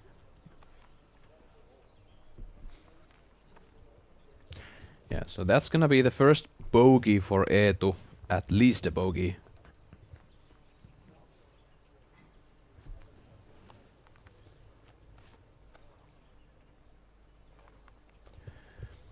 He has a straight line to the basket.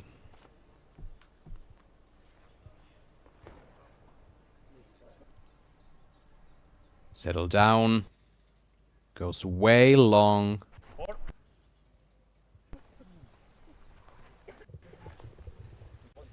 And that might just be out of bounds even.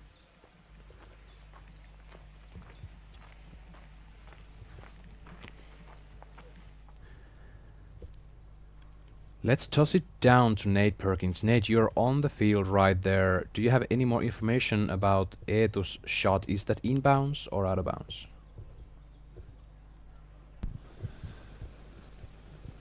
Yeah, the crowd moved out of the way for that one. I believe he's going to be OB, putting back for his double bogey. But I just have to circle back on that decision there. I think that says a lot about where his forehand confidence is. As Brian said, he was just 250 in, and we just saw him throw a pretty similar forehand for the up and down par back on the 6. So I'm shocked that backhand was such a tricky, forced line right there. Back to you. I guess the other thing is being stressed can just also make you make decisions that you go home at night and you're laying there in bed and you think, wow, I really did not need to do that.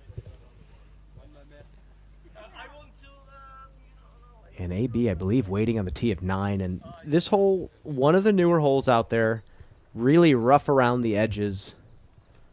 Saw some backups this morning at the FPO. Now Gannon, really tough look for birdie. Yeah, not able to go for it, laying up for par. That'll be about 4 meters left. Another thing I really love about this course, look in the rough. Look how little underbrush there is. Yeah. If you're in those trees, you actually get to scramble. You get to make decisions. Yes. Huge amount of work done here for the Ragnarok. That is the name of the layout we are playing this weekend for the PCS Open 2025. Calvin Heimberg for another birdie to go 7 down through 8.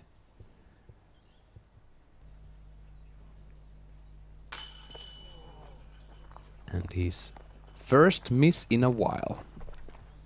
He's been tickling that left side this round already, but now this was too left, clearly too left. There's no chance that's gonna stay in. And he knows it.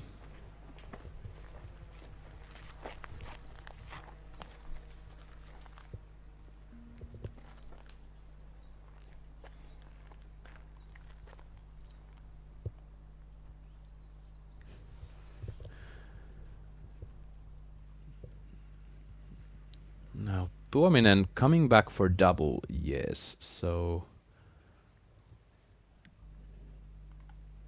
solid chance, of course, to make it. Nothing on the way. Just about 10 meters of distance.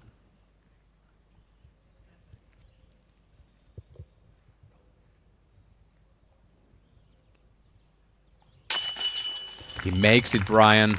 Continues those great efforts on the putting green, and that is crucial. To hold the momentum on the green is really big thing here.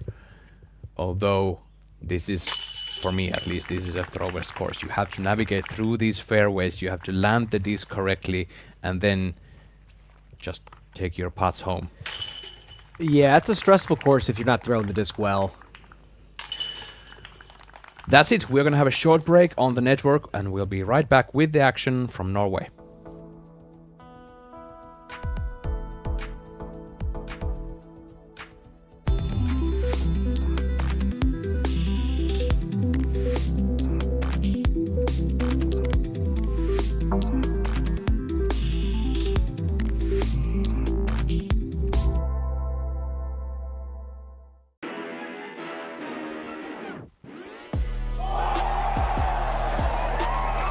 Open champion, Flashback!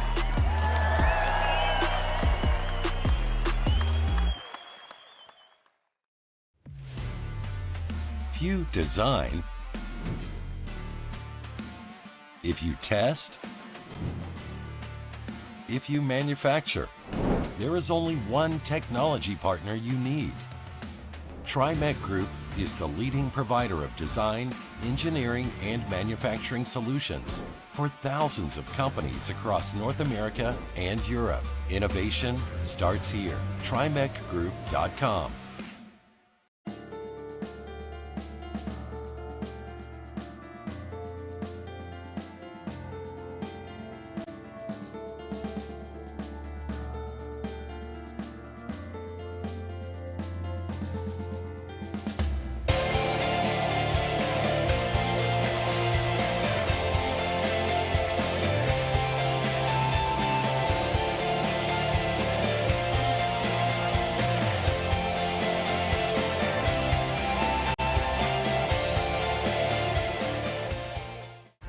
This summer, discover Estonia and feel the energy of Tallinn. From July 17th, the European Disc Golf Festival brings the sport's biggest stars to the legendary Tallinn Song Festival grounds. Experience world-class disc golf in a land of wild nature, vibrant culture, and medieval charm. Estonia is waiting. Tallinn is calling. Get your tickets now at svibi.com. What is the simplest way to improve your disc golf game?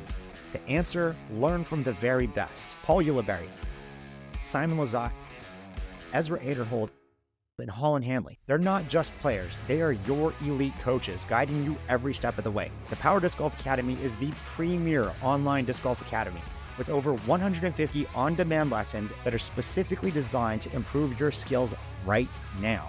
So what are you waiting for? Join today at powerdga.com. It's so easy to get started, and when you get the bug, you just keep going, and it's so much fun.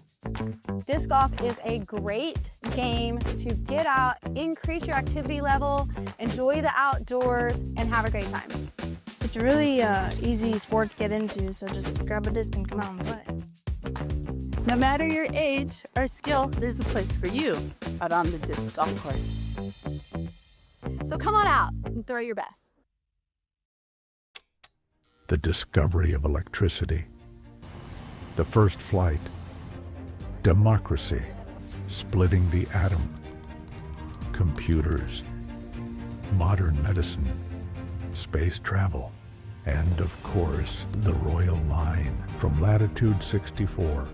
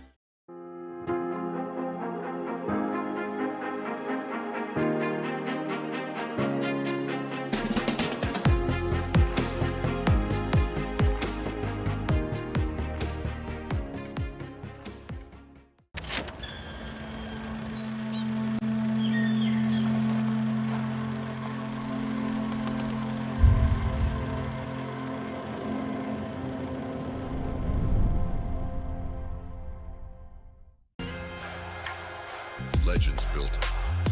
The next generation is elevating it. The most dominant team in disc golf history just got deeper.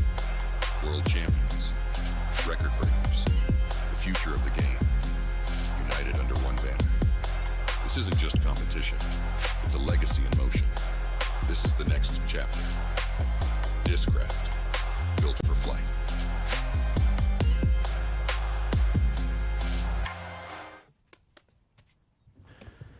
And we are back on the Disc Golf Network to start the really tough European stretch.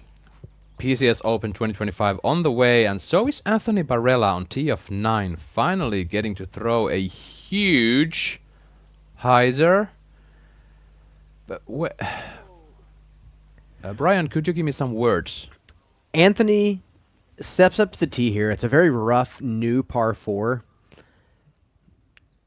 They make the players, or they're trying to make the players throw all these technical placement shots, but they gave them the over-the-top line. AB has to go and hug the spotter so hard that he lifts him off the ground, because I don't know if he would have found this shot otherwise, but he's way up the fairway.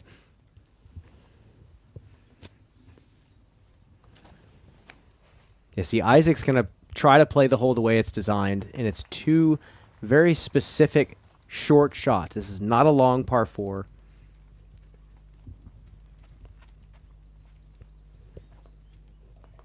It's just 166 meters. There is that Mando you have to challenge.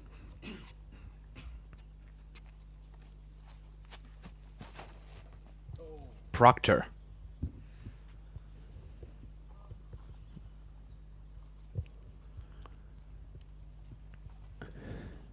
And kind of lost it, but clearly not in a good place.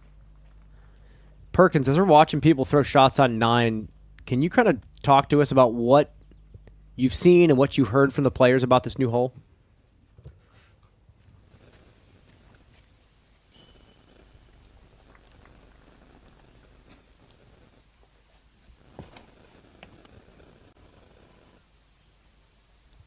Jorainen also going high.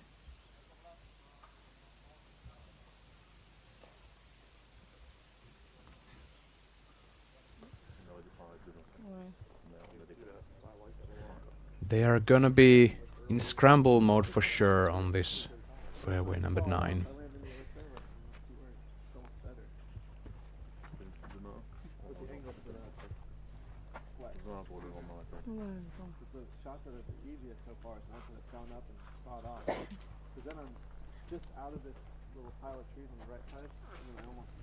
Yeah, this is going to be one of those holes that players just try to figure out.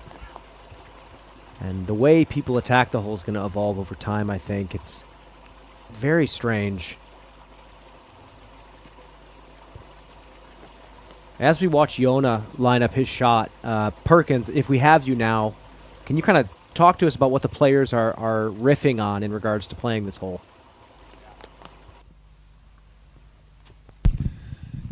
The feature card got to walk up and see the second card all play 3 over-the-top shots. Isaac was the only one to go low, and it kind of stirred the discussion amongst them about whether or not they're going to go over the top. And I think Paul Macbeth is kind of talking Gannon Burr into playing the high forehand over the top. And all 3 of them are undecided currently on their play. Calvin's still thinking about going mid-range left. Gannon thinking about going forehand left or forehand high. I think Paul is still deciding amongst the 2. But yeah, they're talking, and there was a local up here as well that was discussing how this happened. The tee pad was actually pushed a few meters forward, and that opened up the over-the-top line. And they didn't realize it before the tournament started that all these players were just going to kind of break the hole. Back to you guys. Yeah, break the hole. That is the point here. I'm laughing because if you guys have ever watched Paul Macbeth and Gannon playing the same card, Paul's always trying to talk Gannon into doing, whether it's a truly ridiculous shot or actually sometimes actually talking shop. Nicholas Antila, though, scorecard 4 down on the round. That's okay. He's tied for 19th place right now. 3 bogeys in the back 9. Not a great way to finish. Yeah, the European champion, now 2-time, just from last week, demolished the course in Longevåg, Norway, south from here. and not quite able to do it today here. Now Anthony Barella, absolute bunkers off the tee and goes a bit long with his grenade, which was about 35 meters away, I want to say, but he still was forced to go over. Let's fly through these. What are we talking about? 166 meters par 4. Man, let's talk about it as if the tee pad was pushed back. Take the over-the-top shot out of it. We're flying one of the routes on that left side. There's a couple different routes to get to the landing zone, but as you can see, the proper landing zone to get you a clear shot to the pin almost doesn't exist. You're going to be throwing something resourceful if you want to get up to the pin comfortably. But like I said, this is going to be a scrambling hole, and that's why we're seeing a lot of backups here. A lot of players in some uncomfortable positions. I almost feel like if they just take the tee pad and push it the tee pad's length back, it might completely fix the shot. But we'll see. I'm wondering if Paul talking Gannon into the forehand was a joke, or he just wanted to see him do something foolish. But if you could pull it off, I wonder if that's actually a great line.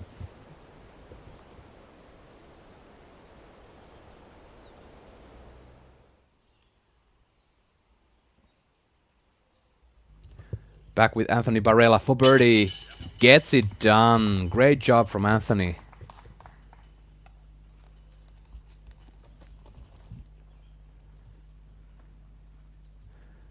I'm excited to see where his next 2 tee shots on this hole land. Love to see him get inside circle 2. AB is now 7 down through front 9 with a single bogey. Not a single par on his card at the moment. That's bonkers. Joona Heinonen for birdie. Too much right. Joona, that is not it. You have to take the birdies when they are practically given to you. I'm gonna say that Joona has had nothing on the way and just a bad putt.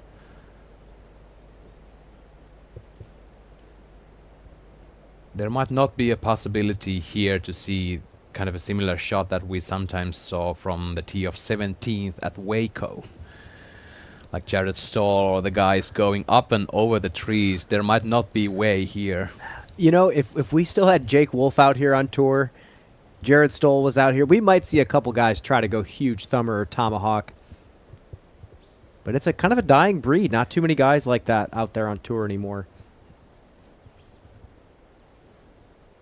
Speaking of which, we got to give a huge shout out to Brian Schweberger. Huge congratulations making the Hall of Fame. One of the best thumber throwers of all time and just an all-around phenomenal human being. So if you're watching this, Schwebby, congratulations. Congratulations from me, sir. That is a superb thing to hear.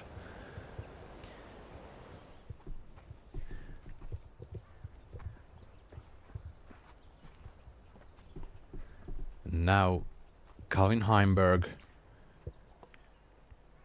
6 down through 8 holes, ready to tee off on 9. Going high.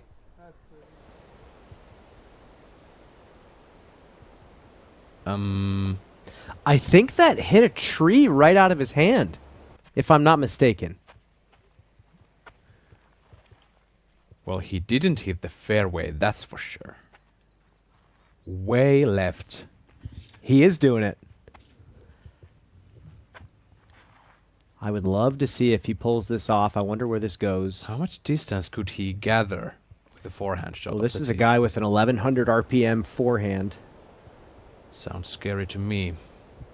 Gannonburr in the air. What? Is that? That was massive. Is that where I think it is? And where I think it is, it should be like 145 meters off the tee. Paul trying the same shot.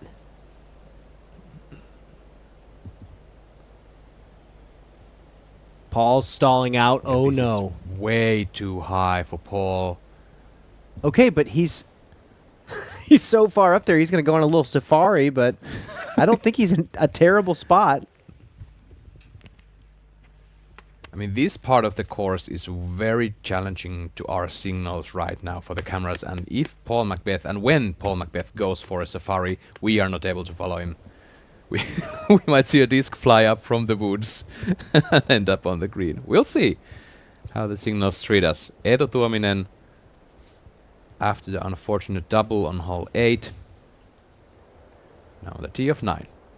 Going with the backhand.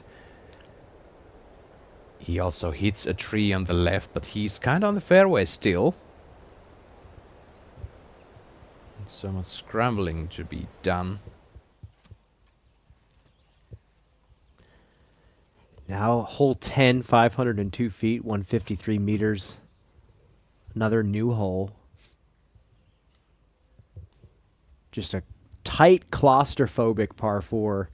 Second shot's almost never going to be stock. Heinonen, tee of 10.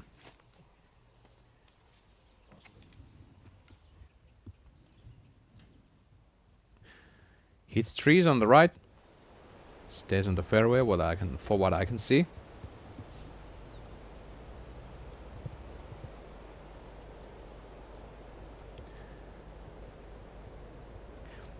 There's all this talk about artificial out of bounds and white stake OB in disc golf. While I do agree that we need it, and Gannonburr, Paul Macbeth, all these players will say that you need it at the top level, I love every now and then there's a hole like this where they can just go get lost and have to go on their own journey to get to the basket. And I mean, if you have a hole which is really breakable for these kind of power throwers, why not to be faced with the option or with the risk of going to this natural hazardness of the forest? If you can break a hole and even be putting for an eagle, then you should have the risk to be punished. Perkins, if you're in a decent signal down there on the ground, can you talk to us about what just unfolded off the tee for our feature card? Yeah, well, Macbeth convinced Gannon to go with the big forehand, and Gannon actually executed it beautifully. And Calvin hit a tree right off of the tee, as did Eetu. And I don't believe they've located Calvin's disc yet. I see a couple people still looking. I'm actually headed that direction to see if I can help them locate it. As you get deeper into the woods here, there's all these actual blueberry bushes, and they're in bloom. So while you're looking for a disc, you can definitely snack on some sweet treats. Back to you guys. Thank you, Perkins. That is some great info, and I will have to remind all our people back home, picking up blueberries and eating them does count to your 3 minutes available to find the disc before you get a penalty. So make sure you are using that time correctly still, but do pick up those blueberries. Joona Heinonen on 10th, going up and over everything. And gets on the fairway, and he's practically circle 2 even. Wow. That is a superb shot from Heinonen.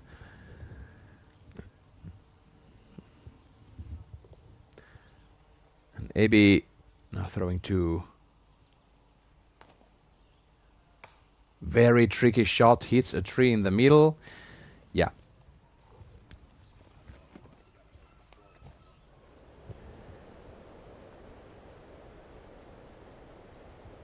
Back to the drone flyover. Let's just throw it back to Perkins. Perkins, any update? Are we locating any of these discs yet? What are people looking at? Yeah, that panic starts to set in. You know, Calvin's keeping it cool, but when they start the clock, you know that anyone's panicking. I think, personally, I still feel like it's the toughest rule in disc golf, right? You lose your disc, you take a penalty stroke, and you have to walk back to the tee and rethrow. They've just located it, though. He's not going to have to take the penalty. I think it's going to be pretty tricky to find the green from here. I think he might try a little forehand out to the creek. Par certainly still in play. Back to you. Thank you, Nate. AB pitching up on 10th. That will be his first par of the round. He's through the front 9. That is unbelievable. He's 7 down through 9. I think it just goes to show you some of the scoring spread opportunities that happen on this course. If you're making a mistake, it's very costly. As Calvin Heimberg knows at the latest right now.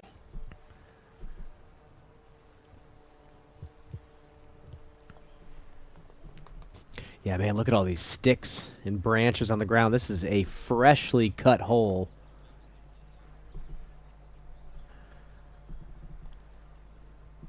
The course management crew is like, I mean, let's hide the sticks here. Nobody's gonna find it here. No one's disc is going to land right in the middle of this. Nobody's gonna throw here. And please say hello to Calvin Heimberg. Unfortunate hit on the tree, though, on the fairway, and he gets the fade in here. He's up in the air. Watch out, everybody.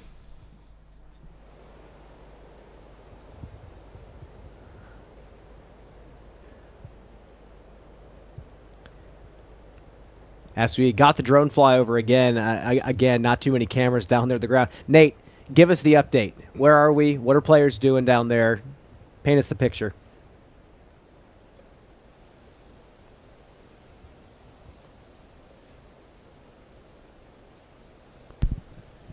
Yeah, Calvin back in the fairway.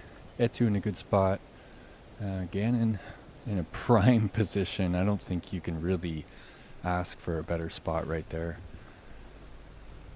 The sun starting to shine down on us now, and anytime that happens out here in the Fjordland, it feels like extra special because of how rare it is. Extra calm right now as well. I think this last feature card's getting a good break with the conditions opening up for them. Tuominen jump putting the third and not on the line now. He was every bit of 170 away from the pin, and he's jump putting uphill.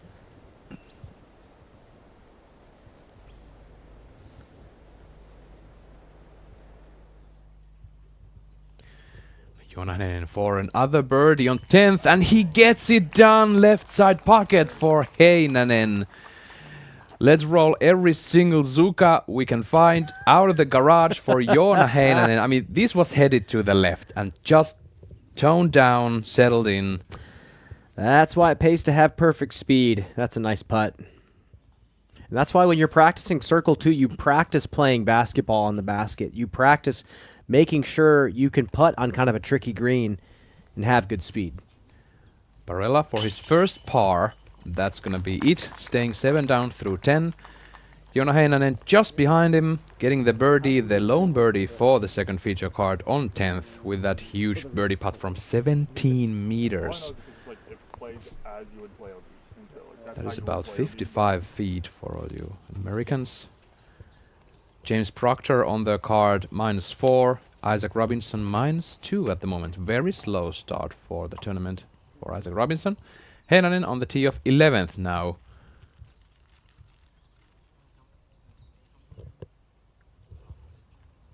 And that is hunting the hazard. That was a little bit too long. Yeah, that might be the hazard for Joona.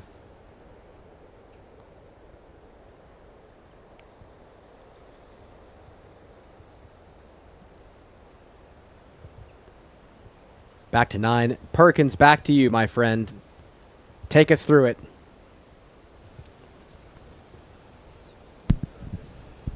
Yeah, Calvin's in a relief area, and so they're trying to determine the proper way to play this. I don't think anyone on the card is 100% clear on it, so they're both going to... He's going to play a provisional, play it 2 ways. I'm not sure, Brian. What's the proper ruling here?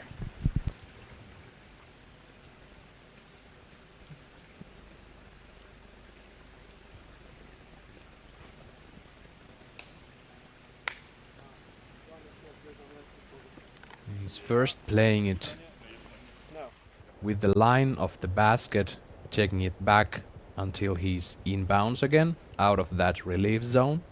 And I believe he's going to take the second play from the other side of the relief, playing it as an out of bounds, but without any penalty. That might be the case here. Back to tee of 11th with AB.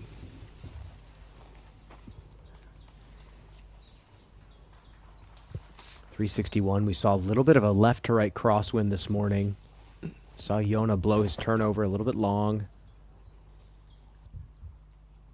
See if this thing can spike. Hazard. At least seems to be for me, because that fence, that banner, bannered fence is hazard. We arrived to Paul Macbeth's disc with him.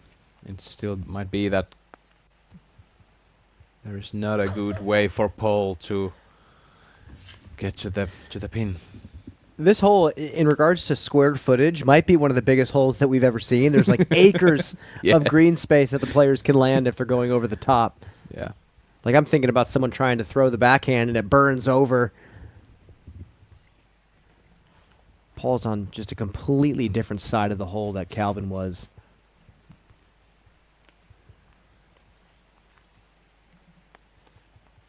Like I don't even know where he is.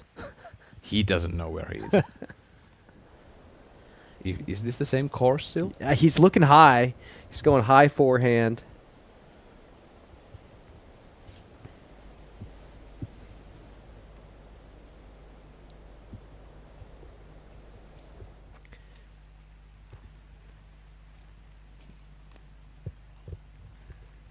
Paul just trying to find something. He just needs to get to some open space. Last thing you want to do is have to go over the top again.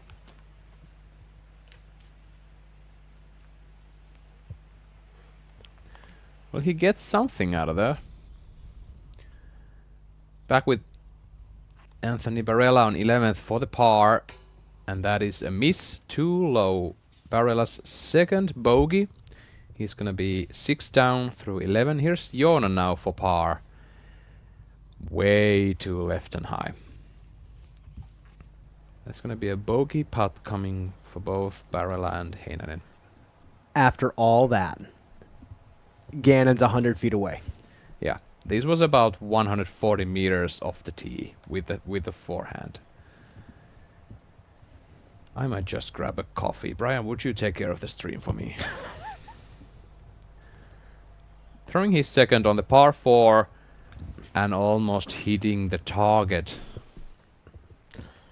There's a special, almost sadistic feeling when you're that close to the basket. The rest of your card is just in utter chaos. You don't want to say you feel good about that, but it's kind of stress relieving knowing that you don't have to deal with any of that stuff that they are. Perkins, I've gotten some updates. Blueberry picking, have you consumed any on your trip up the fairway?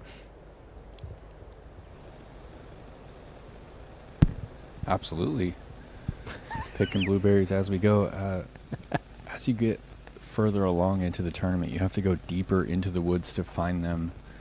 Players are keen on the ripening fruit, so you got to walk deeper into the forest. But they're good. They're a little bit of work, you know. They're small, but they're sweet.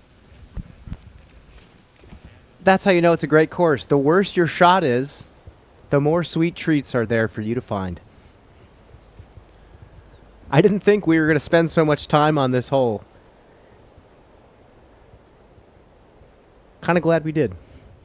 I don't know if the people at home can hear my brain just going, how can I get a segue out of these blueberries into disco? But I can't find any. But maybe you got one. Paul Macbeth. Circle... No, this is circle 2, about 50 meters. For birdie. Hits the rim on the right side. The height was perfect, but just a bit too much right.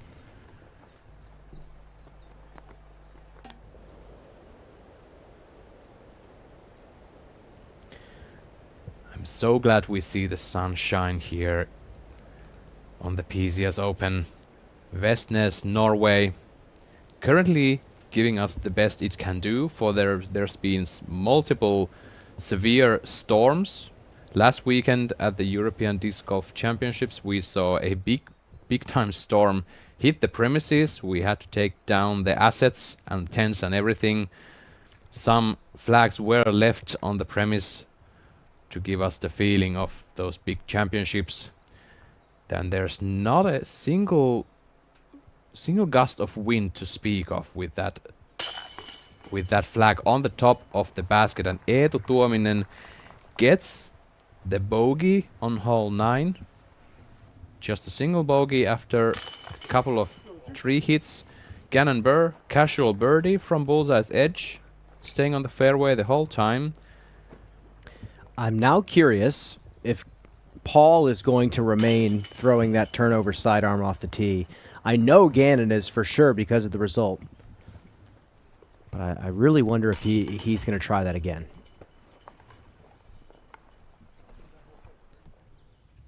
So a bogey, par, and a birdie for the first feature card on hole 9. As we see Heinonen tee of 12. And does this get through? It does. He hits his OB stick. He hits a stick, Brian. He stays in bounds. And that's a really nice place to be as well. This is a tricky little technical opening tee shot here. Yeah, sometimes the sticks giveth, sometimes they taketh. Barella. Big mistake off the tee and goes into the jail of the left side. Let's see this one again from Heinonen. The stick is just perfectly planted to keep his disc in bounds. Yeah, that's going to be a really nice spot. So flying down the fairway, 153 meters. This is a very technical, placement-oriented par 4. You don't need to do too much off the tee. And frankly, there's not too many spots that you can intentionally put the disc that's going to give you a straight look at the basket. We watched the previous cards go through here. Maybe if you put it to this gap. That's a tall ask. Reminds me a bit of that one specific course we are gonna visit in a couple of weeks, Tampere Disc Golf Center. Very tactical, wood chips all over, and you don't have many choices to. You have to pick a side of the fairway. It's not good enough just to stick it there. Gannon Burr.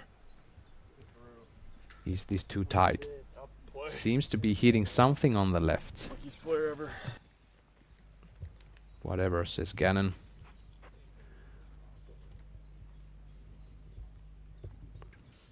It might be that is just what Gannon Burr needs right now, the whatever feeling. He doesn't, he can't afford to give his thoughts too much space now.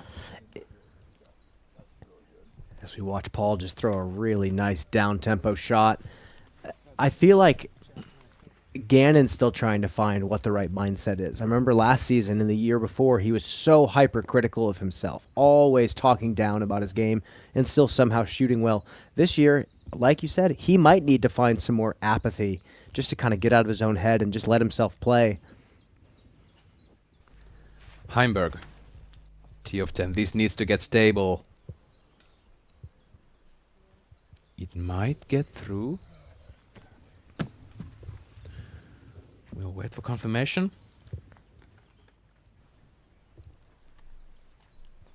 And Tuominen, after a single bogey and a double bogey, trying to get back on the train.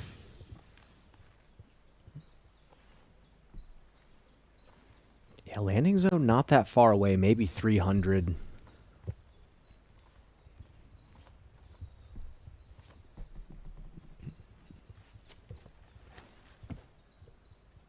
Is this too tight? Yeah. He's a 3 on the left. That is not a birdie. That is a fight for the par. Barella now throwing 2 on 12. Where is he? I think he's actually far enough out on that left side to where he can lay up. Sometimes I feel like there is a course that the players are playing, and then there is the course that AB is playing. And I'm not quite sure if I know that they're similar. Well, we're also discovering about this course that's not very long that there are lots of different routes to play because there's a lot more freedom on some of these holes than there are on others out there on the tour. Emil Karlsson from Sweden playing very well with Anthony Barella, also 6 down. Emil is through 13 holes, Barella through 11. Casey White through 16 holes, -6. Great to see him on the board. And my man, the goose man, Aaron Gossage, tied 4th at the moment. He's He's showing us some very great looking golf. Only one single bogey from hole number 4. He's currently putting for birdie on 17 from circle 2.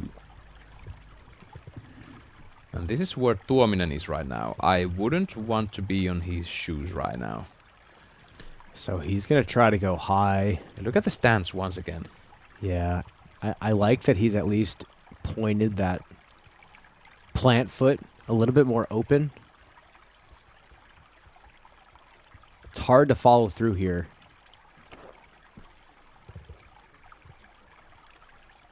High in the air.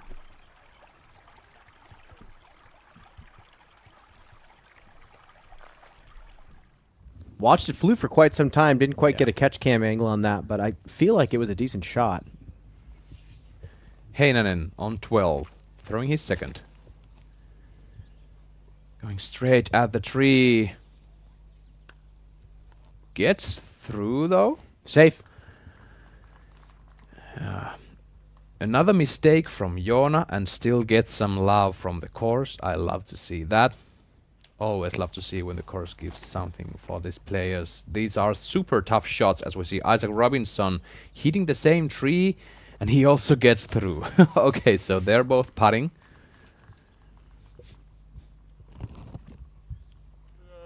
Me or you, Gannon? I love that that course design there, that you have those small out of bounds areas on the near the green when you're approaching. If you hit those trees, you might get a double penalty, and that's fine for me, because you have, at this level of disc golf, of professional disc golf, you have to be able to make straight shots towards a green. Yeah, we've discovered that driving is the thing that needs to be challenged the most, and it's not like traditional golf where a lot of the stroke swings happen on the putting green. Yeah, it's not the same here. Yeah.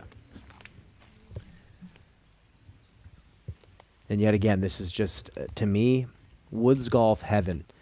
Obviously, you don't want to be off the fairway, but the fact that he even can just look clearly through the trees, he has all these different gaps and lanes to choose from. Yeah, we're just gonna leave Calvin right there. Let's see what he can come up with. And AB even. He gets through, but that wasn't a good shot at all, I feel like. Hyzering way too early. I'm wondering if there's some weird wind out there and they're making just some misreads on it. Maybe too much blueberries. It might be too many blueberries. Heimberg pitches out to the fairway. Should be able to get a look for the par.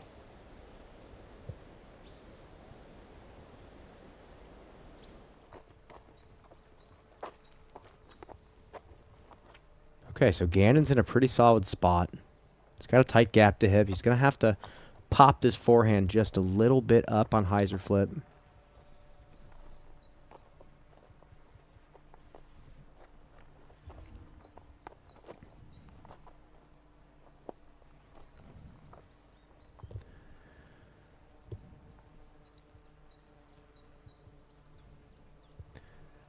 The Newton 22nd MA3 recreational champion from 2015, Gannon Burr.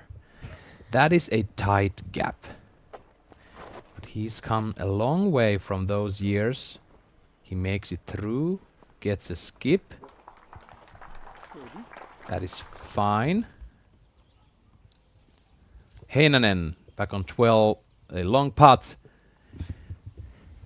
A bit short.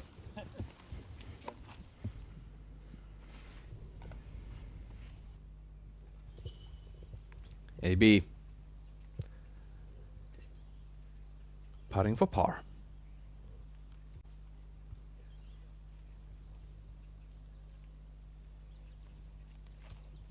In the bucket.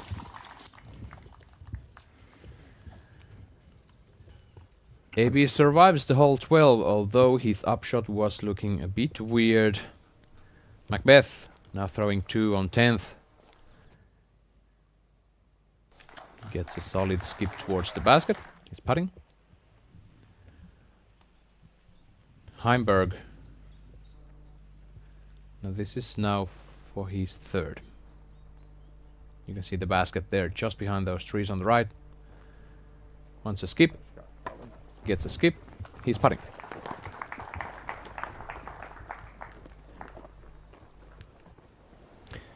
What is your thought, Epe, on a hole like this where the tee shot gets you to a landing zone where you're almost certain to scramble some sort of unrehearsed shot from a short range?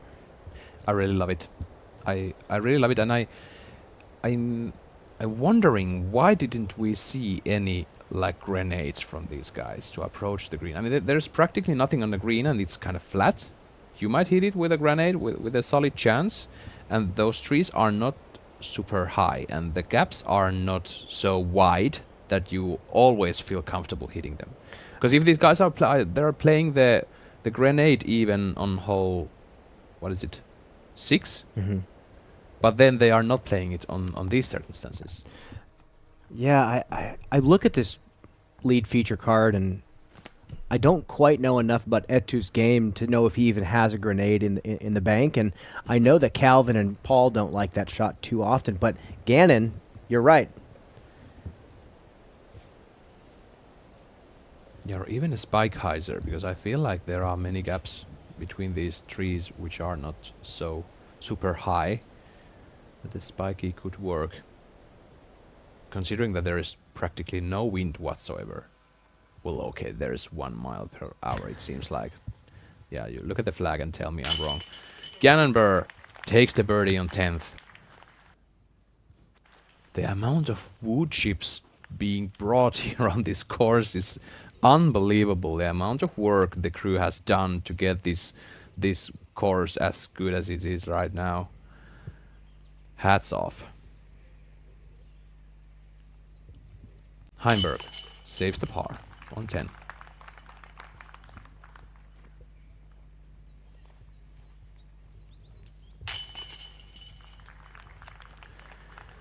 And Paul Macbeth in the bucket. That is a nice birdie, which will be 4th birdie for Paul Macbeth. He still has a triple bogey, and that birdie means he's under par through 10 holes. Something I wasn't expecting, but he's still, if he can charge up on the back 9, which he knows quite well, and he's won this tournament before, I won't say he's out of it, but it's really, really tough to challenge the top right now. It's kind of been the name of the game for his entire season, where you're wondering how he's even salvaging some of the rounds that he is, but he's coming in 8th place, 7th place.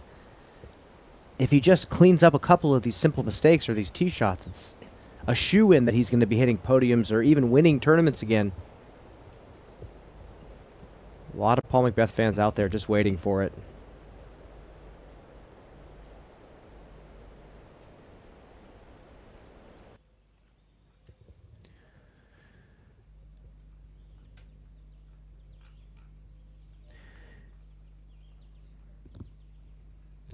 It is the birdie zone right there. You can see in the middle of the fairway there's about 450 feet pin. And of course this is sponsored by Birdie Pro. BoaterBrothers.com. Make sure to pay them a visit. There's about 250 feet left from the sweet spot to the pin.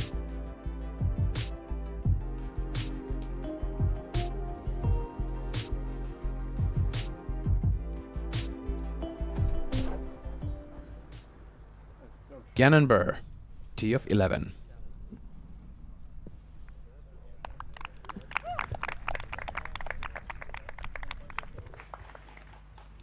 It's a decent shot. You'd rather miss on that side now. We've seen multiple players carry way to the right. Hazard zone about 35, 40 feet to the right.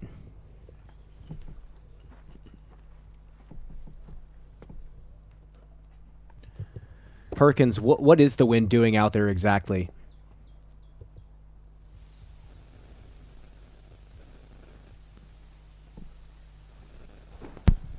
Right now it's really calm, Brian. If they do have anything, it's a little bit of tailwind over their left shoulder, which kind of helps the forehand kind of swing back from left to right. But I don't think they can count on that at all. It's just really still at the moment.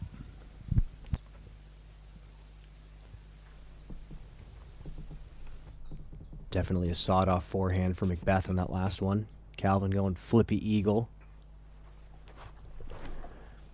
Is this flippy or is this a too flippy eagle? This seems like a perfect shot. Just come down. Just a bit long, and Calvin Heimberg shows us how it's done with a backhand. I love that shot. You trust something real flippy out forward on hard hyzer, late flip. That is a lot of trust. He's thrown that disc thousands of times. Eetu Tuominen also going with the backhand. 110 meters. Is this a mid-range? I think so. This is too much turn, and that's going to be a par. I feel, Brian, like this is one of those holes that can seem through the footage from DGN that it seems like such a simple hole, and then we just saw from the second feature card we saw a couple of those hyzers with the forehand end up hazard even on the right. It seems very tough hole to judge off the tee, as we see Calvin Heimberg just nailing it, staying safe from the hazard. You can see this picture was very, very good because the pin is like kind of a tucked in on the left side of the area of the green, and then when you want to play it safe with the hyzer forehand, you might lose control of the thought that you still have to push it forward. Mm-hmm. Yeah, you have all these reference points back in the woods to measure your shots against and aim against, but then you come out here and there's maybe one. So it's definitely challenging the player's distance control, speed control. And I love the mix-up. I think this is a great change-up at this point in the course.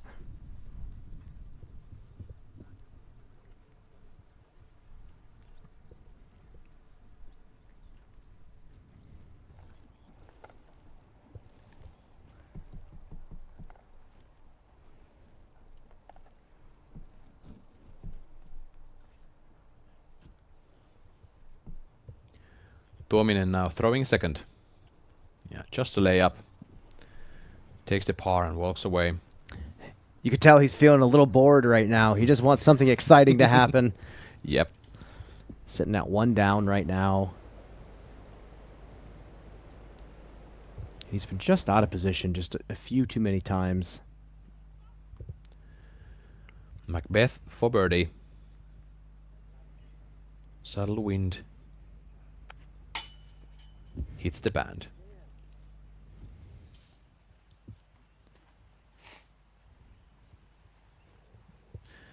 How about Gannon? He is closer than I was anticipating. This is about 9 meters for Gannon. Even closer. Yeah, this is just about 7 meters.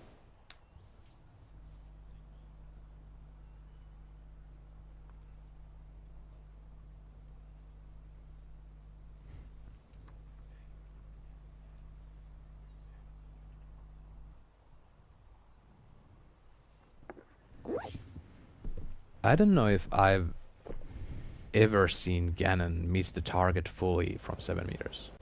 With just even grounds, no wind. So there has to be something going on with the moisture on his hand or something else that's bothering his mind.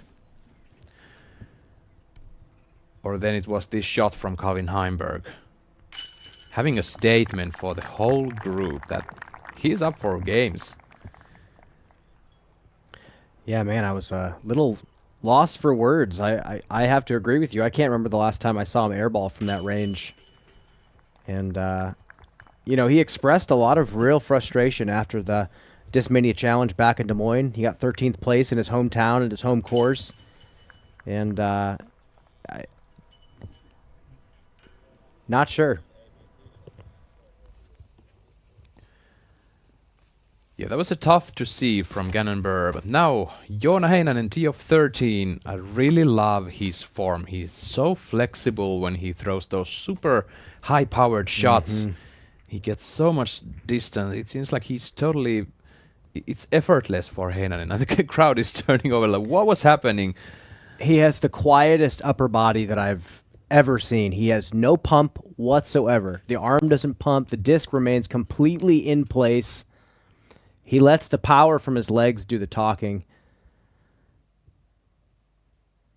Yeah. Just the other thing is amazing posture. When he's throwing a pure hyzer, his whole body is tilting on that hyzer angle, and the swing plane is generally the same for everything he throws. It's just the hinging at the hip.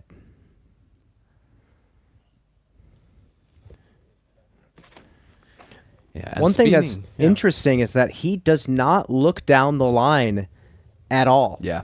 Normally, you watch guys like AB, Gannon, they're looking for the first 2 steps.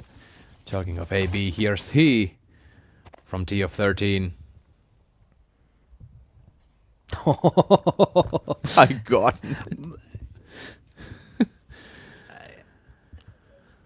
Well, I don't have anything to add to that. They both spin on their heel, which is pretty interesting. Even for a very steep hyzer, you have some guys that'll kind of get towards the midfoot or the toe. Even Paul Macbeth does that. That was a little bit more midfoot because he was really tilted on that. Yeah. But he does a pump forward, and it's a timing mechanism to make sure he doesn't get too far back. And I love how light his cross step is. Yeah, perfection. Great to see those two forms reviewed at the same time. Calvin Heimberg now, T of 12, another mistake. But it seems to be that he stays on the edge of the fairway, I want to say. Unbelievable stretch for Calvin early in the round from holes 2 to 7, just 6 birdies, nothing else. Then after that slowed down a bit. Currently 6 down through 11. Cannonball 5 down through 11. No bogeys yet for him, and this is looking much better. Wow. Wow. That is a very, very specific shot, and he hit that near perfect. It's a force flex. Macbeth. 210 meters to the pin.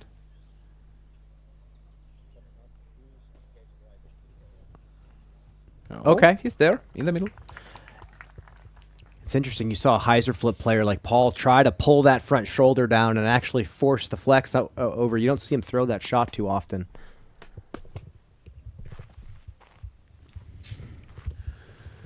Tuominen. Double bogey, single bogey, and 2 pars from the last 4 holes. He needs to get something going.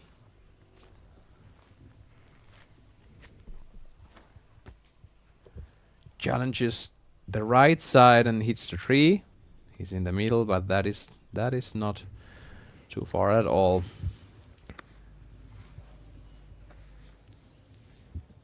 '18th. That is a nice birdie for the Gooseman. 1 single bogey from hole 4 and gets to 8 down, tying the 2nd place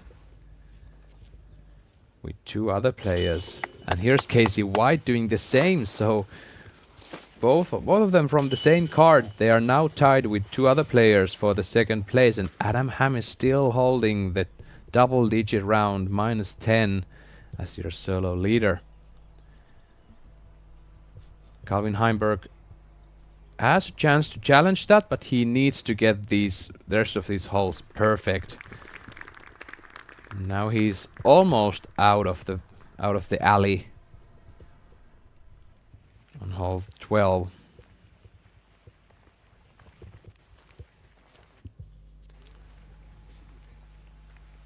I'm really missing those days when Calvin had that full plexi sunglass.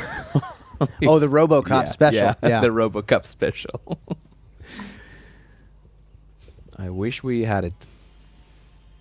Anthony Barella throwing 2 on 13. What a shot. Yeah. Patent pending stance. Beautiful. So flight. balanced.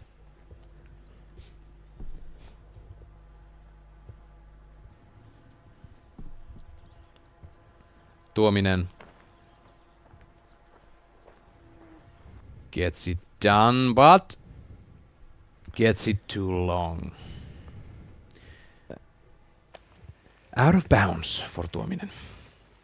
You know, on a brighter note, we still haven't gotten to Gannon Burr's shot. Perkins, can you just paint a picture for the viewers as we watch Etu's shot? Can you paint a picture for the viewers how good Gannon's drive truly was and how specific this hole's tee shot is?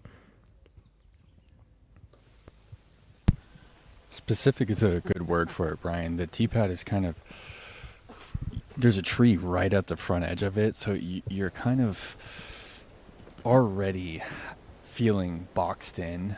You know, we saw Calvin go early left, and right isn't even much better. I mean, you have OB left, but if you go right, you're then forced to just pitch back up to the corner. So for Gannon to ride that one out the entire way, get the skip around the corner, that's exactly why we're not seeing a lot of birdies on this hole, right? Because it's a 10 out of 10 line to even give yourself the opportunity to then go over the OB and play for the birdie.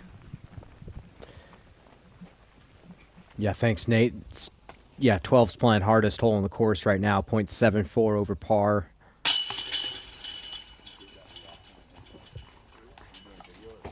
AB in the mug.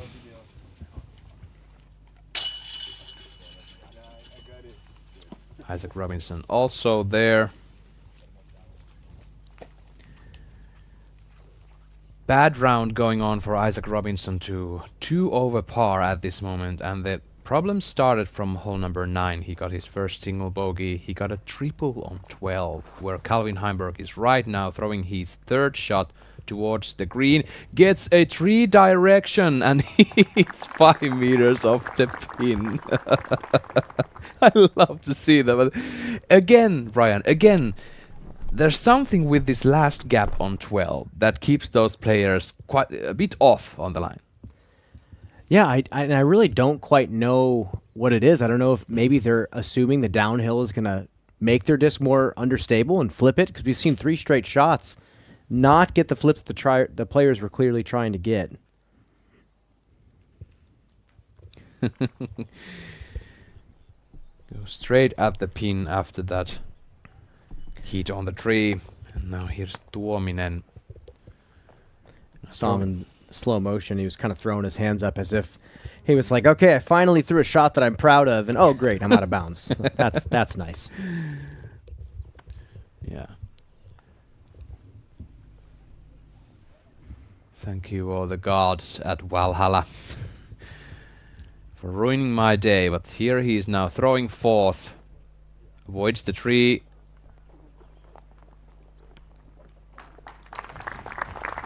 Gets a green flag.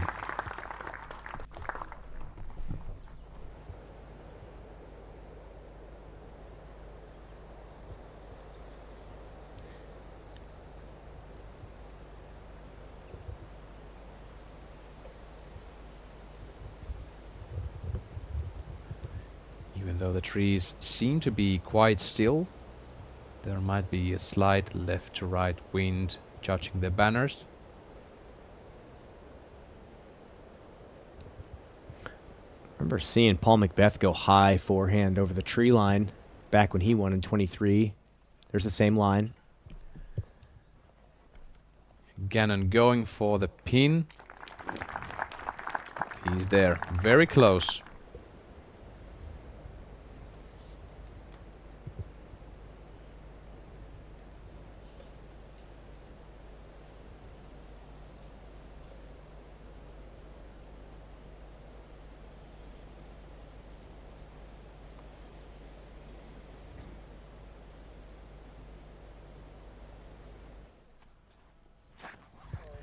Paul is going through the middle.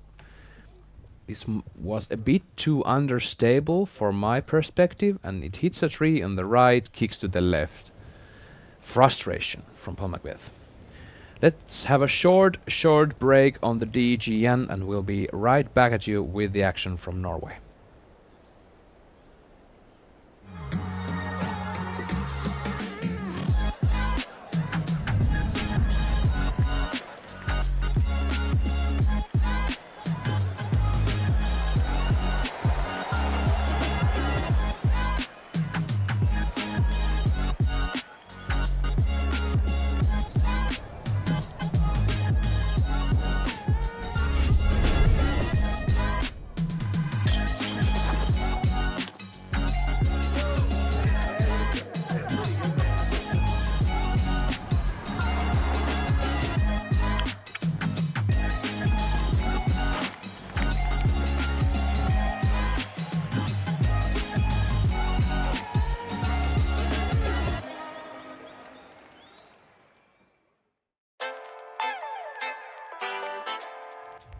What's going on, guys? Hold My Bag just launched the greatest disc golf fantasy game in the universe. Hold My Bag just dropped the best fantasy disc golf game the planet has ever seen. I want to tell you guys about the newest disc golf fantasy game on the market. One of my favorite parts is the Hold My Bag.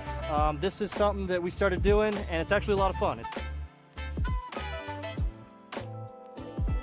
Bend the reality of what a disc can be and discover Ultra Soft plastic. Ultra Soft has the best grip and flex of any plastic Prodigy has ever made. Check out the entire collection today on ProdigyDisc.com or your local retailer.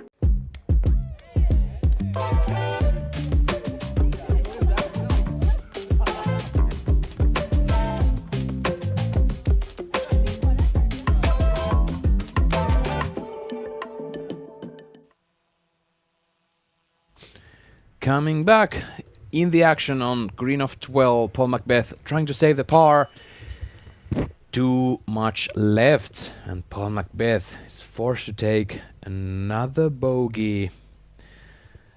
That will be, to be exact, his first single bogey, but he already has the triple bogey on hole 3. He's back even par for the day, Brian. Another big name, Ricky Wysocki, already done with his round. He's even for the day.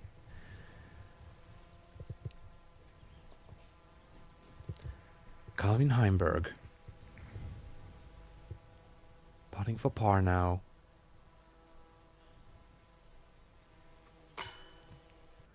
Disappointed, immediately leaves his hand and jumps to the right.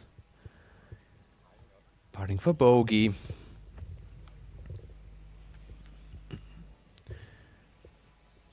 Tuominen also putting for a bogey. This is a very challenging hole, this number 12.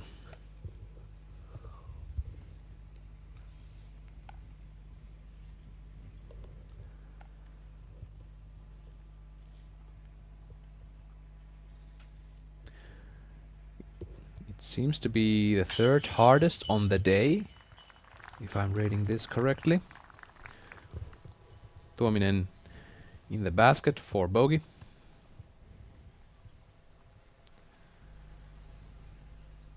Gannon Burr. He's putting for birdie, on the contrary to all his other card mates.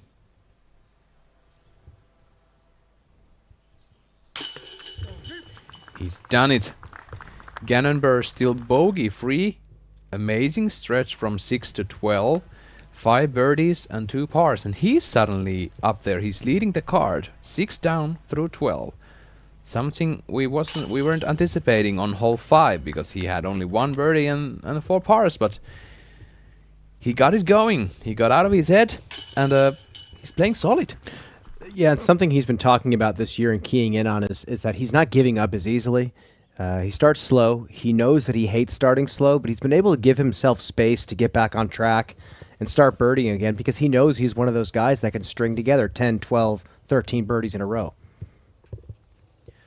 Now AB tee of 14, 128 meters, and AB, that's not that way you're supposed to go.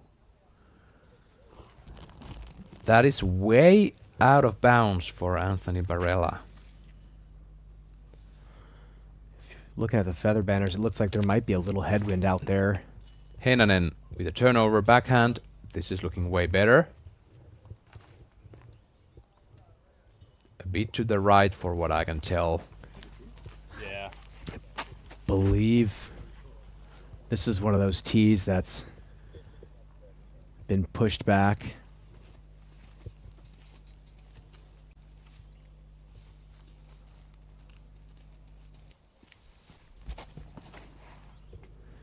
Robinson. Is he getting the slide fade? Almost. Yeah, here is the birdie zone we were talking about moments earlier. On 13, it's about 450 off the tee.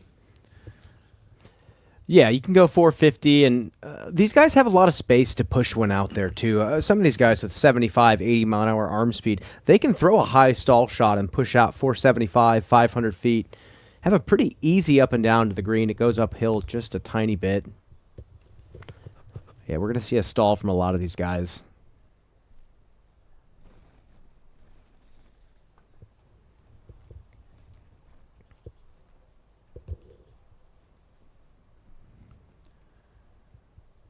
Burr in the air, going very high, gets the fade.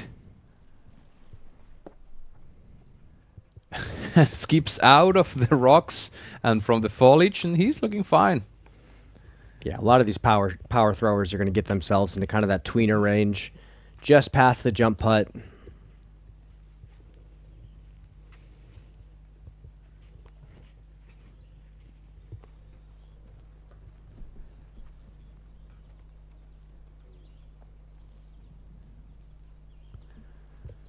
Heimberg on the tee. Avoids the Guardian in the middle. Now gets the fade. Hits a tree though. That is challenging the out of bounds on the right.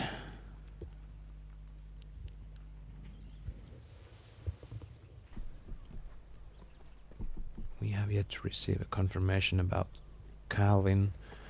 Paul Macbeth. Currently even for the day after 13 holes. That is something else. Heisering to the left. You should have something. Yeah, there's going to be something, whether it's an over the top or a low, tight gap to hit. And then Eetu Tuominen currently sharing the 59th place with Paul Macbeth, even through 12.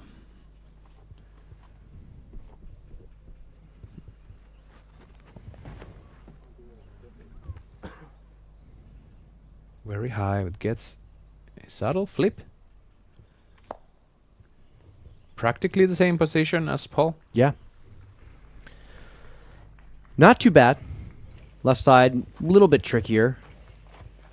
Well, as they walk up the fairway, I want to throw it down to Perkins real quick. It's been very known and documented by the players that when Paul Macbeth is feeling all right, he's very chatty with the card, like he was discussing with Gannon on 9. What is his energy like right now at this point in the round? He's starting to show some signs of frustration, but the card in general is just quiet. No one's really talking to one another at all. Paul hasn't said a single word to any of the other players. Yeah, since that backup, you know, they were discussing on 9 their shots and stuff, but since then it's just kind of felt a little slow.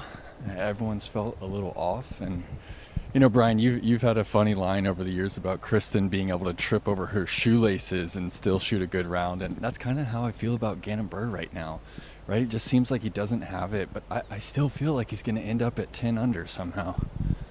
We'll have to see. Back to you.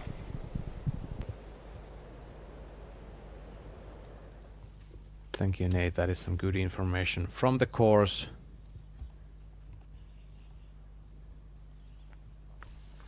Anthony Barella, after the bogey on hole 15, hits a tree right in the middle of the fairway, about 35-40 meters off the tee, hyzers to the left.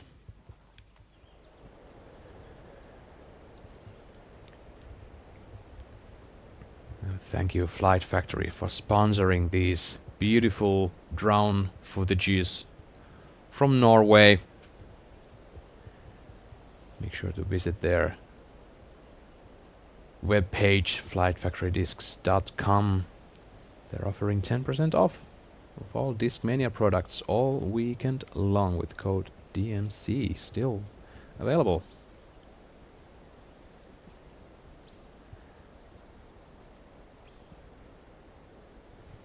Ah, the northern summer, 15 degrees Celsius.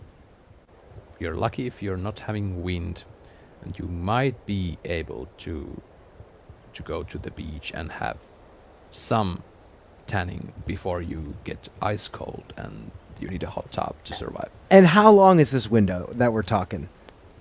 I mean, the best, it depends. Usually it is about 3 weeks stretch of like hot temperatures. but you can't predict when it's gonna hit, and it hasn't yet been hitting Finland at least. We're still waiting for those any temperatures over 25 degrees Celsius, which is not quite hot even still. But we have our hopes up that we will have a summer this year once again before the winter of 10 months. Heimberg now throwing 3 on 13.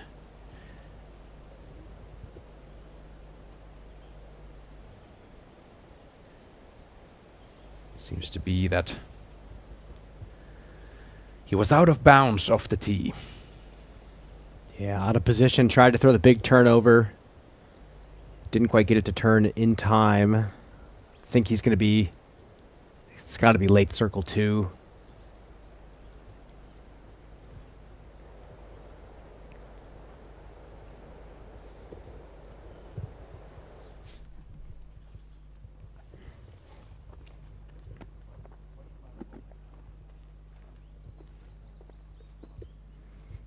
Good spot here for Paul. He can go high hyzer if he wants it.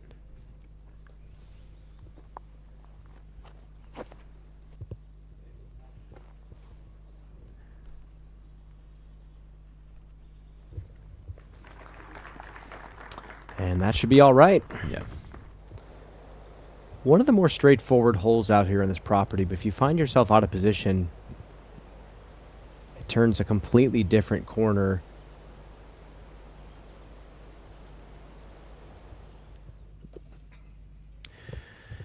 Now AB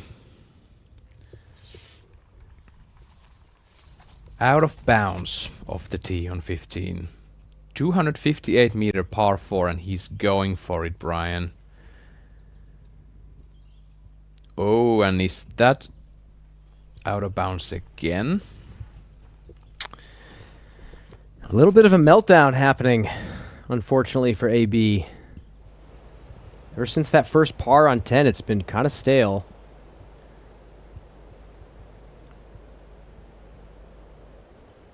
Yeah, something that I can see from AB, that if he gets a couple of those mistakes or misjudgments consecutively, he starts to give us those highlights of going full throttle whatsoever. Let's go for the pin. I don't care what happens. And I wonder if that's him counting himself out already, or if he's trying to just get himself back into a flow state. Regardless, this guy right here has really fought against some rough opening holes, and from telling his caddy he doesn't know where the disc is going, he had that one shot where he started throwing a little bit faster, and then everything kind of turned around for him. Yeah. That was exactly on hole 6 when he got his first birdie of many holes to come, and currently he's bullseye's edge for his 7th birdie of the day. I mean, I love watching AB bomb with those discs. I love him making those big putts, getting those victories, but still, I have to say, as a commentator, I'm kind of sad that we are not seeing AB throwing a CD, because that would be a dream. Think about that. Think about the graphics we could have. You know, I just did. Love it. Discraft, not a fan. Colin Heimberg on 13, now putting for par. Again, that dart movement. I believe that's something he started doing a bit last year, and currently this is something that helps him get the pace to his putt. Almost worked this time.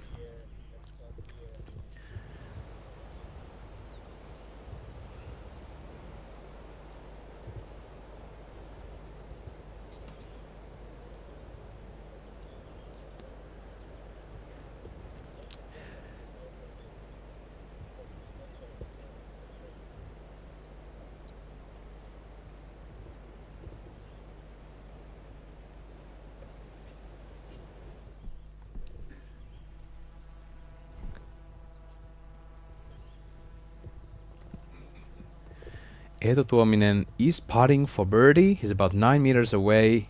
This would be huge to get something going. He still has 5 holes after this, and he could have a real solid round if he can find the momentum for the rest of the holes. He gets the birdie here, ends his very dry run, where he went 4 over par for the past 5 holes. He's now under par. And I feel like sometimes this is a good point in the round when you're playing like Eetu to check the scores and see, oh yeah, I can actually really come back and put myself into a great position. I'm not doing as bad as I think I am. Calvin Heimberg forced to take the bogey.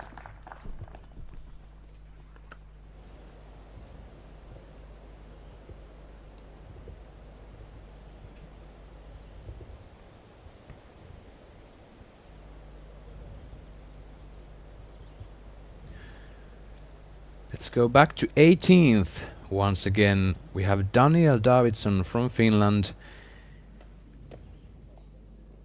Him and Jesse Nieminen both have tackled these courses and the Finnish courses, no matter them, for years. And now Daniel, with this birdie, ties Jesse for the 6th place. 7 down, which bogey-free, which seems to be a very, very good score today. The conditions look very good, and I'm having a tough time looking at this leaderboard going down, for we have those big names that are not actually managing this course right now. We talked about Ricky. We see Paul Macbeth there. Paul Ulibarri chasing Paul and Greg Barsby for the past events. He's done with his round. He's 1 over par for the day. And big names down there that we're not quite able to get their things together today. Gannon Burr, on the other hand, seems to be doing just fine, but this is too straight. Gets a kick though, stays on the fairway, not out of bounds.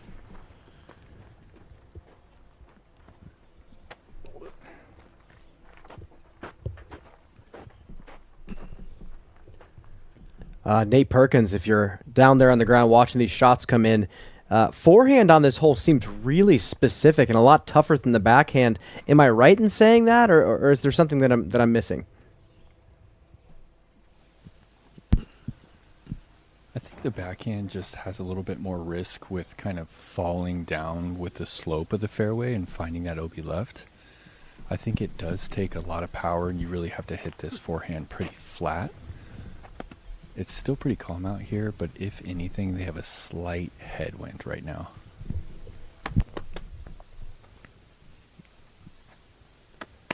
Yeah, that makes sense why the forehands are a little bit touchier. Significant dip in RPMs normally on the forehand compared to the backhand.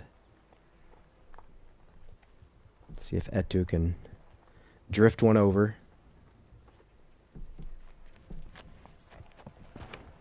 $128 meters. No.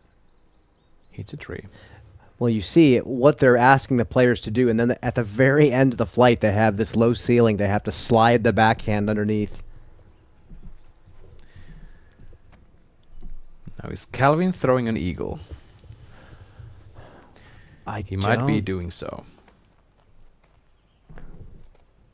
This is a fairway driver of sorts, at least. Yes. Currently 4 down for the round, with 3 single bogeys. Calvin Heimberg in the air. Hits those last ones on the right. Still has quite a way to go.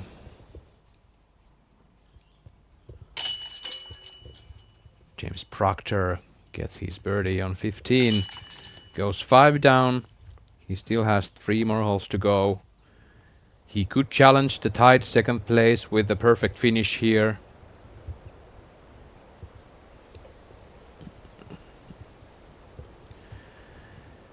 And I'm encouraging you all to find the beer you'll love with Untappd. Discover thousands of beers, earn fun badges, and connect with a global community of beer enthusiasts. From now through the end of the season, you can unlock an exclusive DGPT badge for each tournament when you check in a beer at the course. So search for Untappd on Google Play or the Apple App Store and check in today.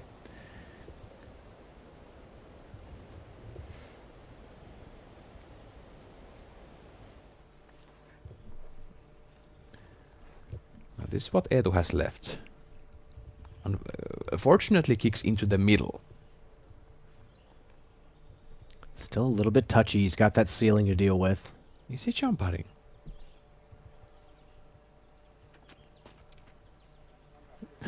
Sure. Why not? It's funny some of the solutions players come up with from that like 170, 180 range. Yeah, you'll see some players take the jump putt to its absolute limit. I know Casey White loves to take a mid-range out of his bag and jump putt it. Yeah. Anything to avoid just that classic standard touch throw. Yeah, some players even take the run-up with the jump putt. Yeah. That at least a few of those old school guys. I mean. Paige Pierce used to do that all the time from 100 feet, 150 feet.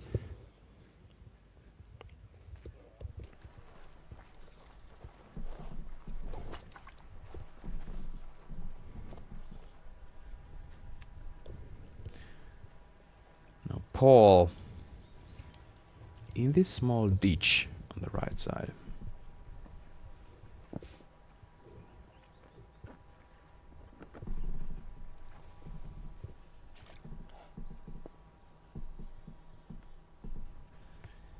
Those roots on his right side, they might come on his way with the follow-through.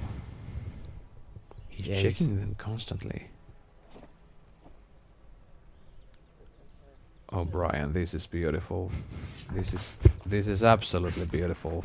Again, one of those smooth upshots from. We were just talking about players getting away from that, and a lot of players not even trying to throw that shot. Paul goes to a flippier disc and does that just beautifully.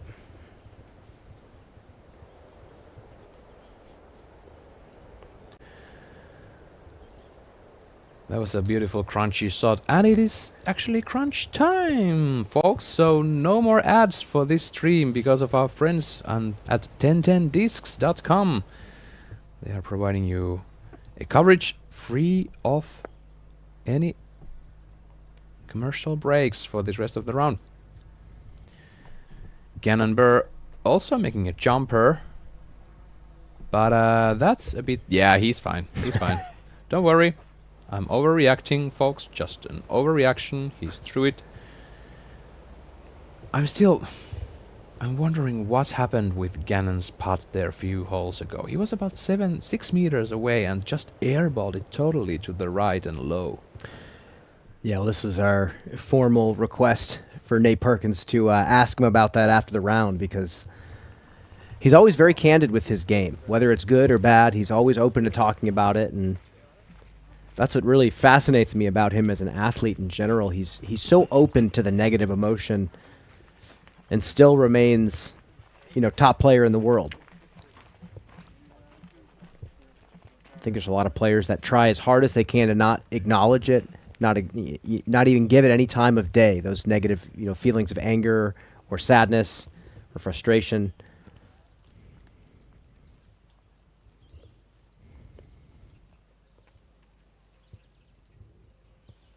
Now here he is, Gannonburr for par. In. Excellent job from Burr.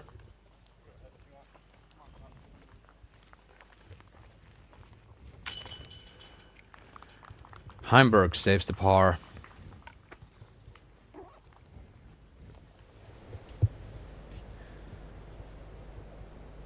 It's gonna be a par frame for our first feature card on hole 14, and now they have 4 par 4s to go. 15, 16, 17, 18. One short par 4, but very technical, of course being the 17. We have one kind of a monster coming up next, hole 15, 258 meters. Well, as much of a monster par 4 that you can have on these kind of premises. Mm-hmm. Well, yeah, 15. Big bomber hole. This is actually a part of the property. There's a small sliver of it that is not actually owned by the Overus owners. This just goes to show you the grassroots effort that's been made to turn this property into a top-level course. They asked permission from the neighbor to put part of the disc golf course on their property, and they gladly said yes. And we're very thankful for that because, yes, the 15th is that monster par 4 out in the open with the wind exposure, but then you go to the tricky 16th, then the uphill turn over 17th, and then the classic turning into an iconic 18th as well. So yeah, great finishing stretch, lots of variety.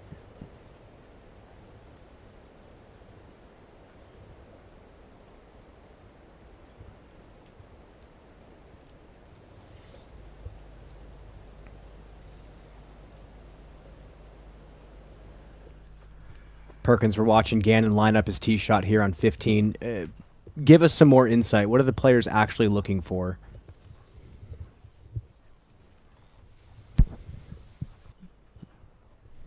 Yeah, they're really trying to open up here, Brian. Right now there's a little bit of right to left, which actually makes it easier to find that OB line left. So Gannon's trying to get this up in the air and turning just a bit. It's pretty much a full power rip, though. You need distance off the tee here to get into the birdie zone.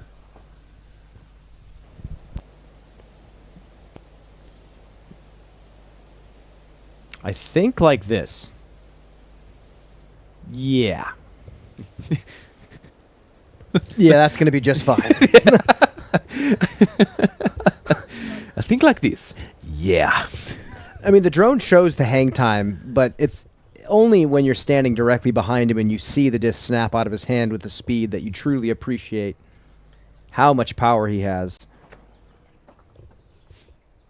Macbeth going super high with the turnover. Coming back, stay. That looks good to me. Yeah, and if you're on that right side, it kind of blocks you off. Those little trees can kind of force you to throw something direct at the green and challenge it, but where Paul is opens up that left side forehand. And Tuominen up next. You see those trees moving and the banners too, so we are very close to the vast ocean. The ocean is just behind those couple of mountains there, and the weather can change rapidly. And the winds can get heavy, and they can do that in an instant, right to 70 miles per hour from practically nowhere. And we are seeing that wind get more forceful if we consider those banners on the tee and around the green. Calvin Heimberg in the air on 15, still turning. That is a nice shot.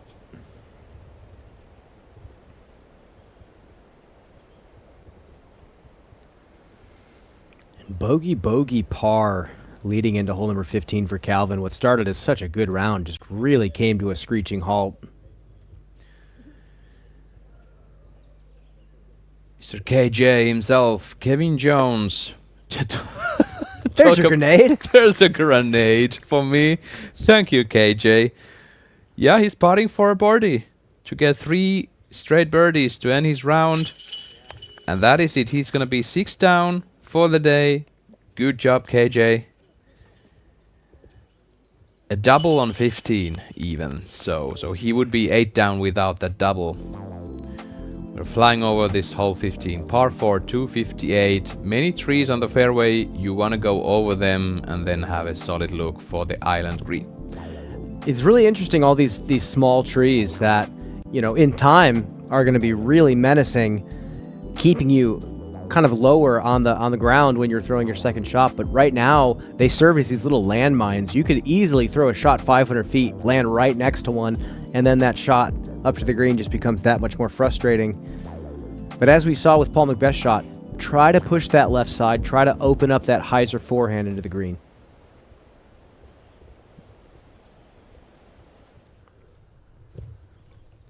Heimberg.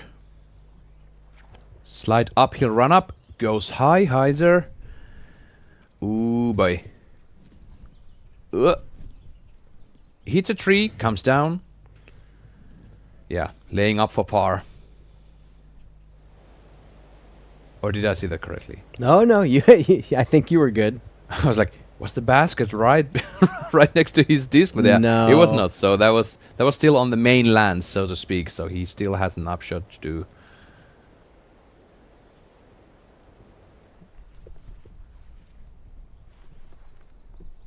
Etu. Looking high, going right. Can't imagine he's going for the green from here.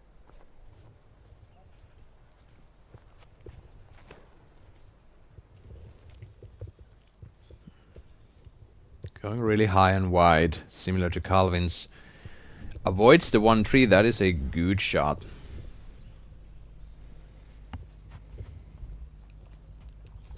James Proctor.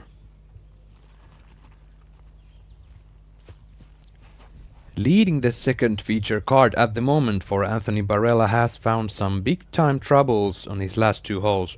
Look at this shot. James just played it so perfect. Kept it low.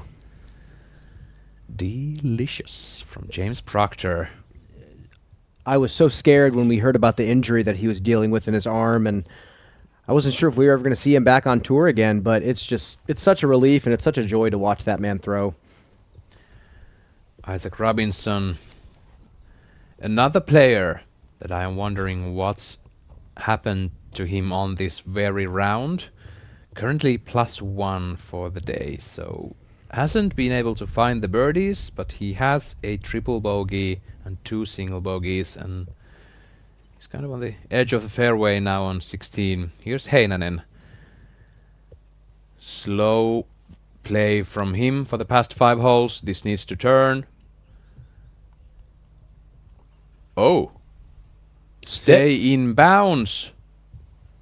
Ah, that's out. It's far enough down there. A par is probably very likely for him. Yeah. Look at how narrow that inbounds area is there when you get through all of those trees, and then you are almost punished immediately if you fade even the slightest. Macbeth now on 15, throwing 2. He's going high. Oh, he was trying to go for the backhand. And for the island, and here he is. Look and behold. I was not expecting him to go that way with the slope of the green. Gannon Burr.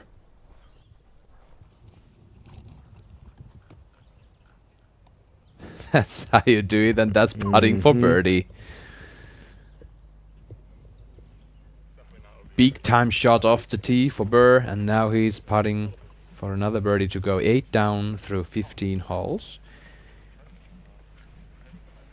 He's the only guy on the course still who is able to challenge Adam Hammes on the top. And if Gannon goes perfect here, through here, he's able to get the 11 down. But that is still quite a few shots for Gannon Burr to make to get that 11 down. Heimberg putting. It's about 5 to 6 meters left.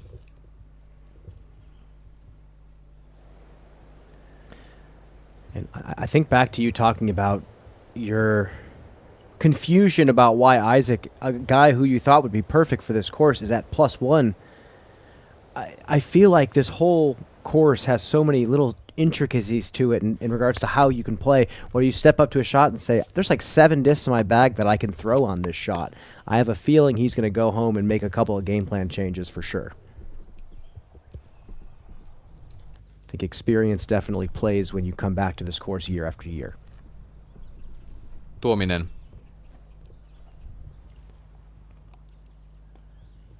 Hits the bullseye and stays there on the edge of the bullseye. At least should be about 3.5 meters maximum.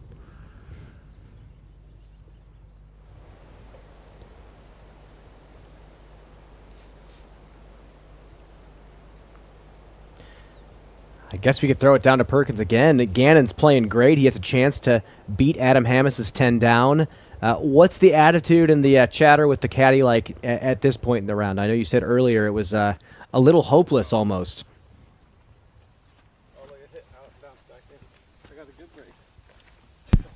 Yeah, right there. He was kind of concerned about getting back in, and he got back on edge, and he's what, 20 feet to go 8 down. He's looking confident now. I think that, as you mentioned earlier, you know, the air ball from C1 and just the inconsistency off the tee early, I don't think we've seen it that drastic for him. But to bounce back, I mean, that's why he's still the #1 ranked player in the world at the moment.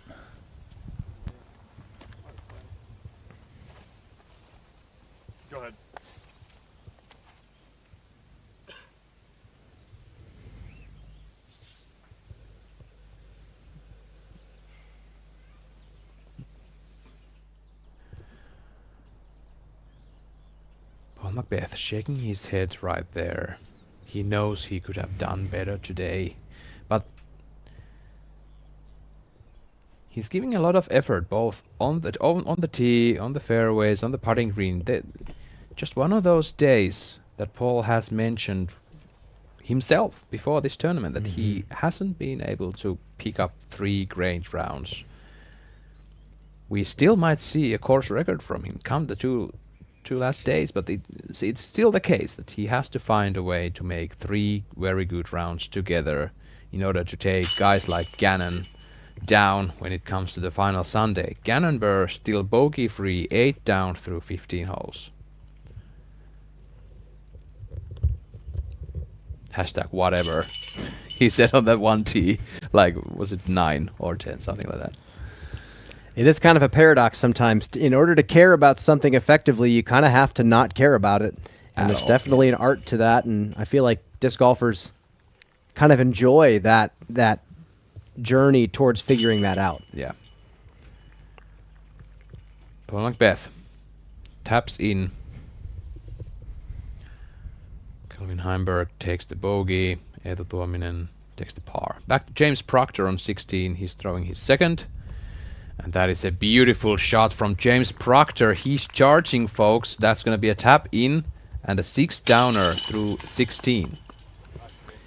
Well, yeah, he put out a fantastic tee shot. I think if somebody asks me what the optimal line is on this hole, what he threw is exactly that.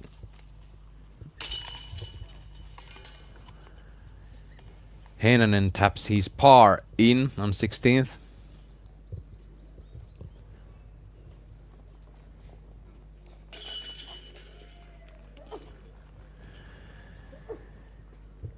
Emil Karlsson tapping in his birdie. He's also bogey free today, 8 down. PDGA number 190064, rated 978 at the moment, having a round of his life. This is one of those rounds that gives you that invaluable experience the rest of your career as a player, and now you get to play with some shooters tomorrow in really tense conditions as well. All of you are in the mix. Projected rating at this point for Emil Karlsson and all the others sharing the second place, 1057. That is a great round. Oh yeah, he's going to be going to bed smiling tonight. The battle for him is now, what mindset does he carry into the course the next day? That is exactly it. Are you going to compare your play to how you did in round 1, or are you going to see the day with fresh eyes?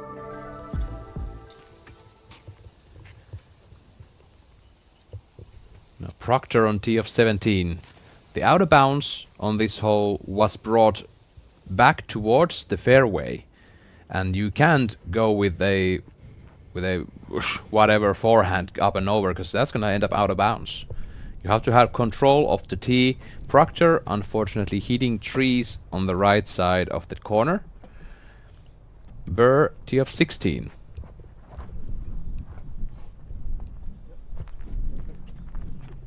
Is it turning a bit too much, or am I seeing that wrong? That's going to be just fine. I think he's going to be pretty happy with that, and maybe even a little bit surprised.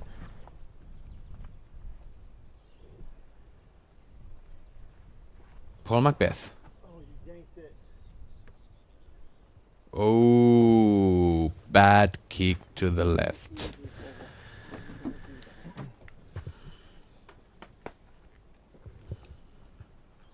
That must be out of bounds for Paul.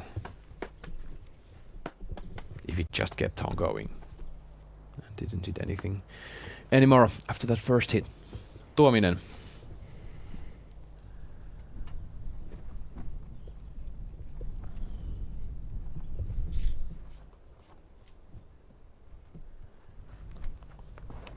.185 meters, and he's actually going with a bit of a higher release. And now gets the fade, but he stays on the fairway. Yeah, I don't know if that was an intended higher release. The ceiling's pretty low. I don't see an open line up there. Yeah, at first I thought he was going over everything, and I was like questioning myself that is he really doing that? But yeah, something happened there. Yeah, Heimberg. Definitely not going over. It's got to sit. Yeah, that's heading to out of bounds, but it circles and it's safe. That is just a cheap shot.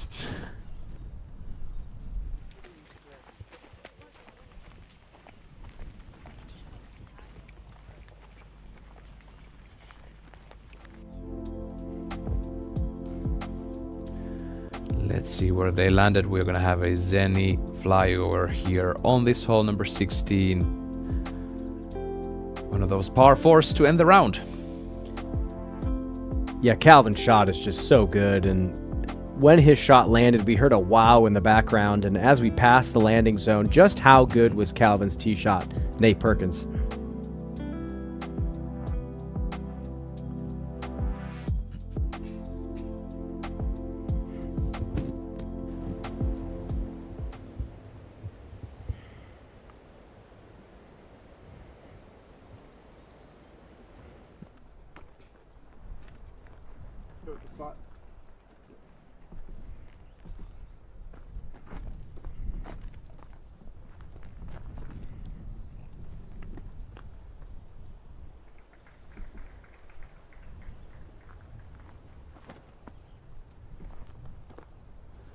Macbeth.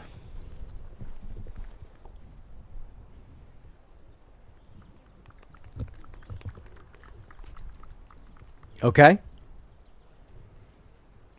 Was actually fortunate to be on that side of the fairway.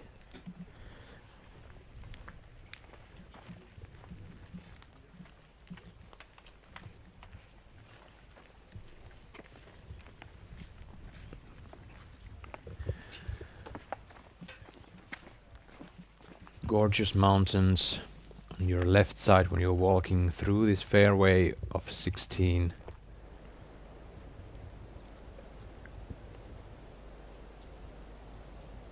And the out of bounds is devilishly close on the left. If you hyzer even a bit off the tee, it's so easy to find out of bounds there. Tuominen, very low ceiling coming up for him. He's still up on the ridge.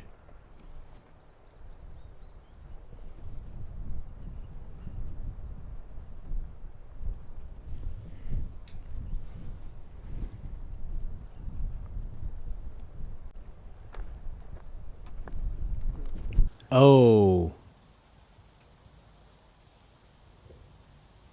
Strange redirection, and a second tree potentially saved him, but that is definitely flirting left out of bounds.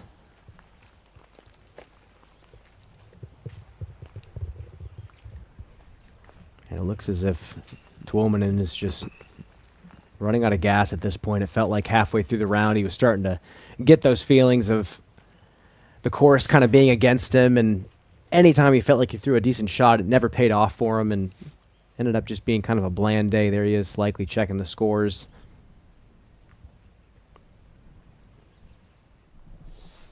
Sitting in a tie for 51st place right now at 1 down.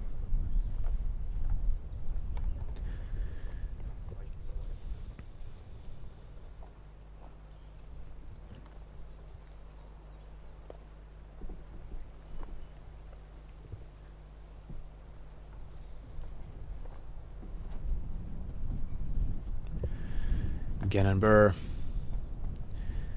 Yeah, he avoided the out of bounds right. Now he has a forehand chip shot practically to approach the basket.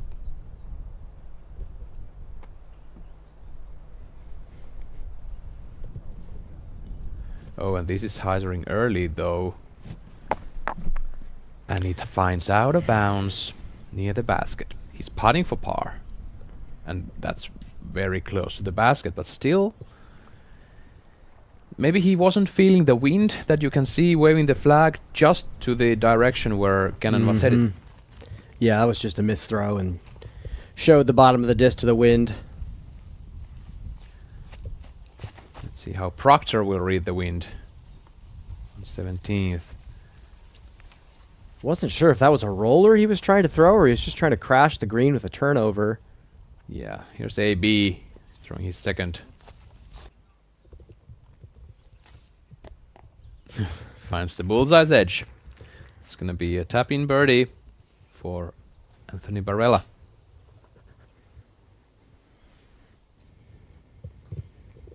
This is now where Proctor ended up. Circle 2, solid bead, a bit to the right. Tap-in par. And Tuominen.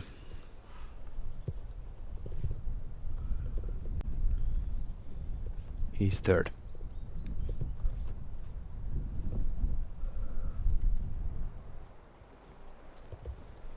Oh, what a nice upshot. He's going to be tapping in his par on 16.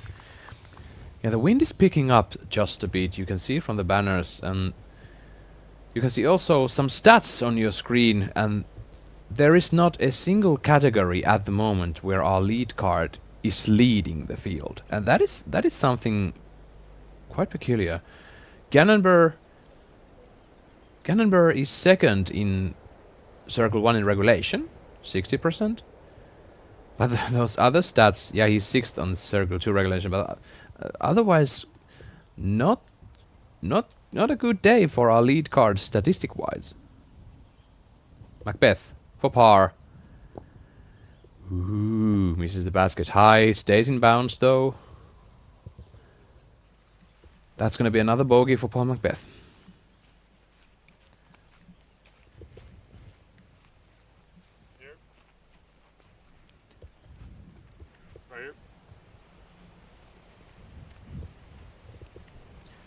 Cannon taking his meter in.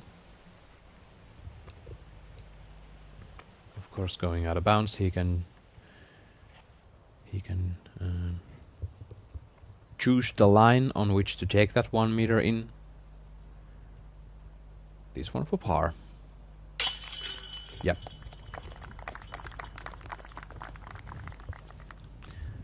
Still bogey free though. Still bogey free, 8 down through 16. It's up there in a massive tie. Yeah, that is a massive tie. Yeah, it's tricky. You shoot that round that kind of nets you that second place tie, and you go into the next day realizing that your second place doesn't matter. You don't even have to just worry about the guy in first place. There's all these guys coming in that could cement themselves in the hunt going into the final day. It seems to me that we are going to have an All-American lead card tomorrow. What an interesting card that's going to be. Casey White, Aaron Gossage, Gannon Burr, Adam Hammes. I feel like totally different players from each other. I was going to say the same thing, yes. Flying through the whole 17 with Zenny eyewear for everyone. Remember to use our code DGPT to get 10% off.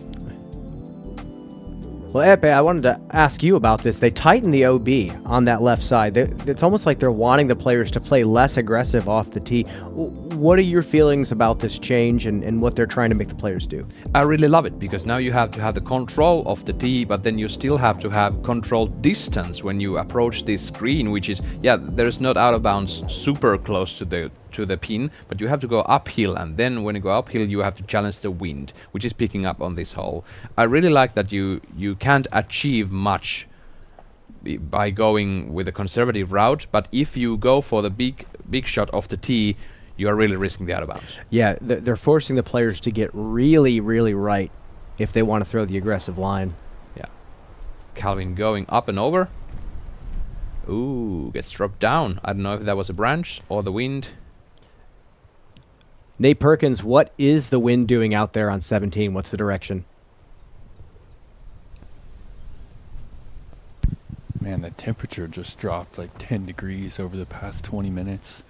And right now it's a pretty strong tail left to right, which actually isn't great for this forehand. It really slammed Calvin's down early right away, and Gannon's going to get a read off that and throw it much higher.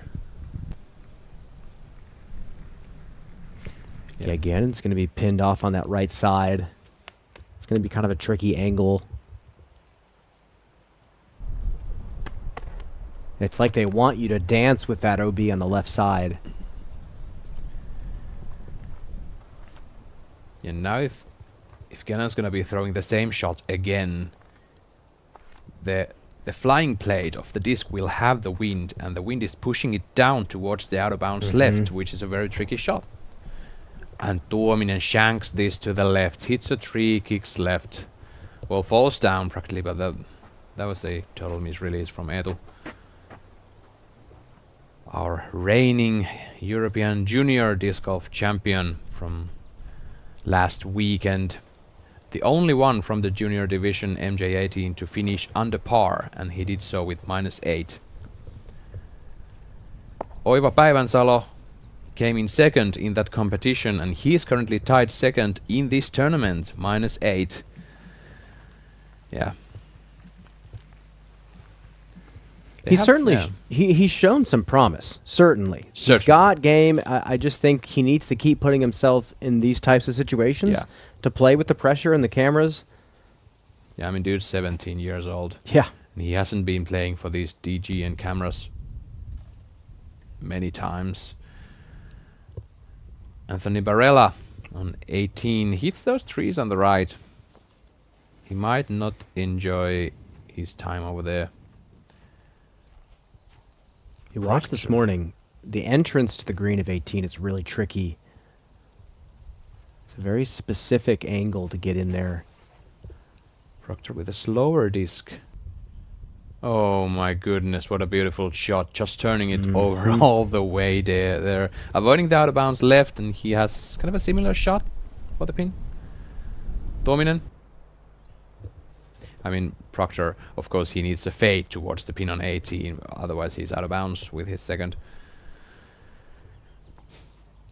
And now, Joona Heinänen. What is he opting to do? Another slow disc. Interesting.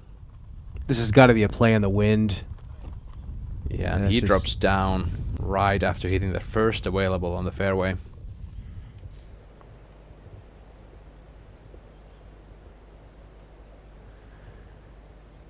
Yeah, I talked to Paul Macbeth about this specific hole and the changes on the OB, and he mentioned that he really doesn't think this is the final form of the hole. He thinks something else needs to change, something else needs to happen for this hole to finally feel like it's done.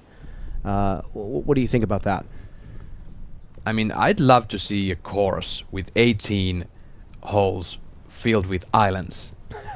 You just have to be accurate on every single shot, and there's out of bounds everywhere. And I know that is a horror to play, but it'd be just so cool to see some players execute these kind of shots that Calvin Heiberg just showed us. 6 meters to the pin, perfect turnover in the wind, still high above the trees, and he was able to have the control. We're having those talks and chats about how to make disc golf more challenging. I'm gonna have more islands, man.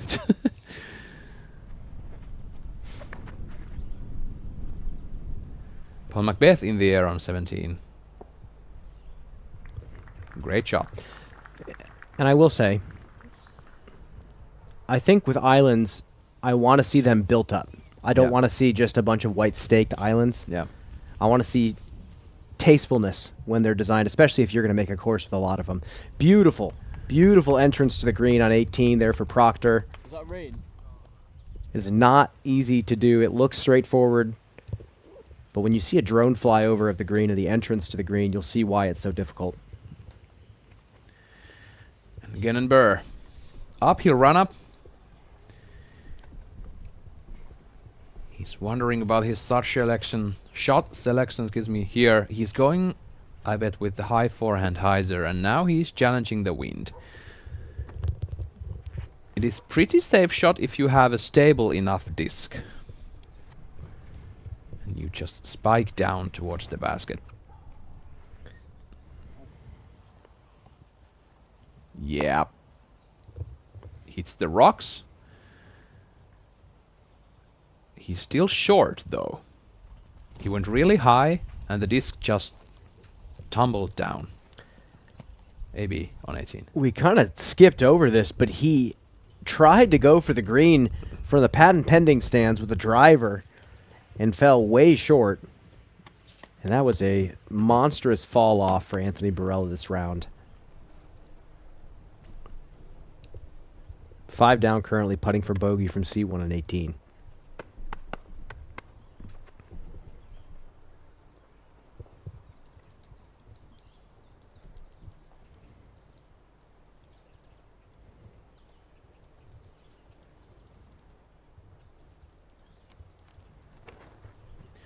Eetu Tuominen now throwing his third.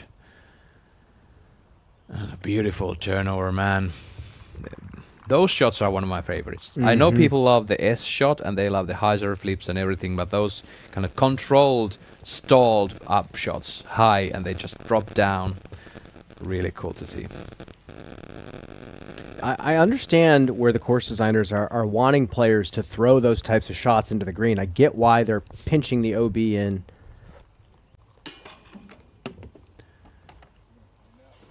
Not going to get the birdie for Proctor. Yeah.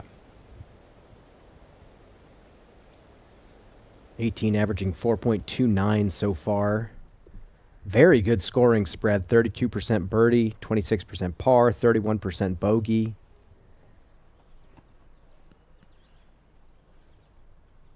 And the toughest hole on the course. Is it? No. No, that would be 12. 4.73 average on the day. Now AB on 18. Gets the bogey. That means his round, although unbelievable, magnificent start, he's gonna have 4 down round today, which is still fine. Not at all a huge disappointment for what we can tell from the others done with their round. Heinonen there laughing Proctor.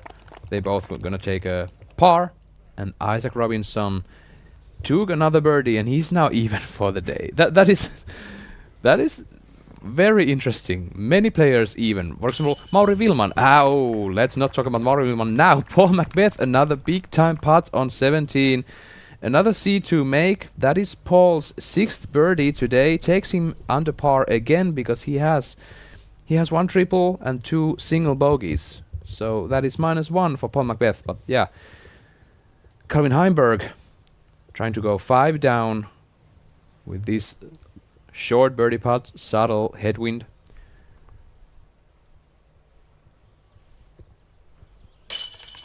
Yeah, that is a bit high, but settles down.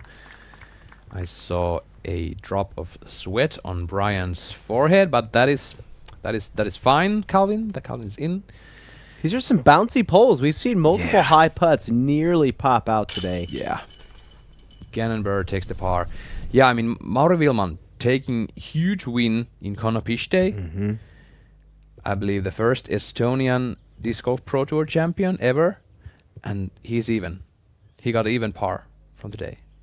Isaac got one. Ricky got one. Paul is really close. He's currently -1. Well, it's funny you talk about Ricky.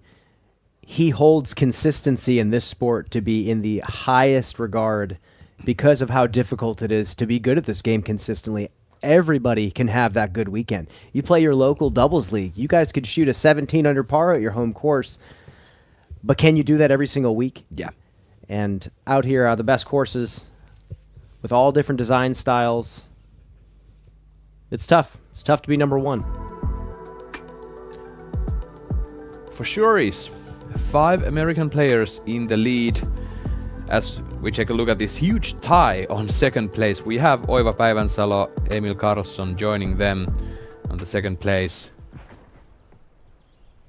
Calvin Heimberg now on 18th. On the fairway. Takes it low, doesn't want to play with the wind.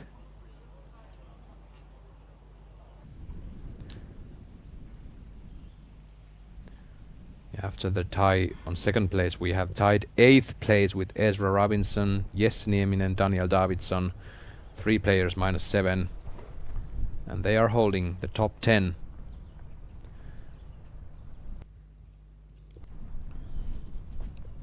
That is a beautiful shot off the tee. Yeah, I think we were waiting for him to throw one of those forehands pretty much all round. He's been really frustrated. It's not coming out exactly how he wanted. But that was nice. Now, I think this is his aggressive flip-up forehand disc. I'm interested to see what he's going for here.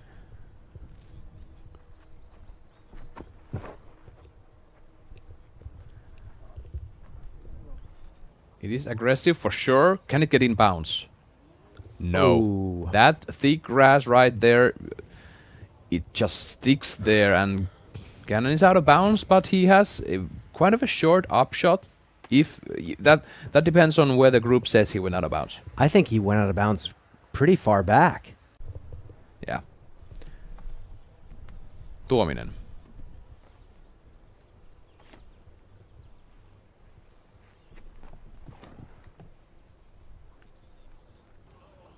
Very short, straight shot towards the fairway. That is beautiful. Not going for a huge distance, but practically cutting the hole in half, for what I can see. Perkins, again, we saw in the wind, we saw Gannon take that flippier driver and try to the forehand. Any insight, any words you heard from Gannon? Well, he missed that same tee shot on the 14th, just kind of wrist over the top of it, just a hair. It definitely wasn't a shank, but as it's flying through the air again, it goes, "You might be the worst player ever." And he's found himself in a tricky spot, right? He's OB pretty early, and this is a daunting approach, right? It's not going to be too far. He's probably, I'm going to give him just over 100 meters. But the wind's howling right now. It's left to right, maybe even slight head left to right for him. He's going to go driver on a spike hyzer line. And if he misses, if he's out of bounds, he's going to be putting for the double bogey.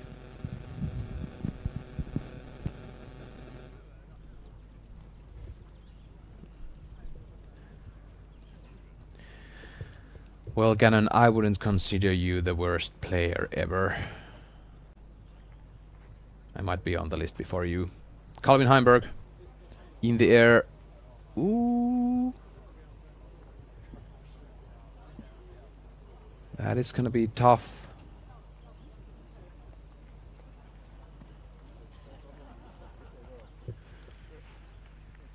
I can't get confirmation yet if Calvin Heimberg actually is still in bounds. He might have hit the fence.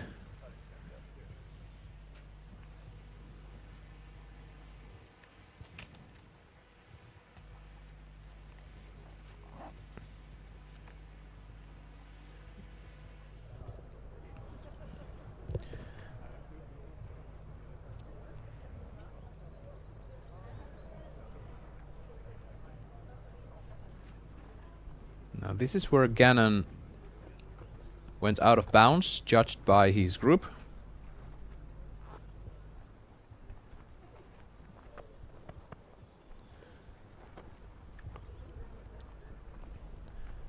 We are hearing that Calvin is actually out of bounds there.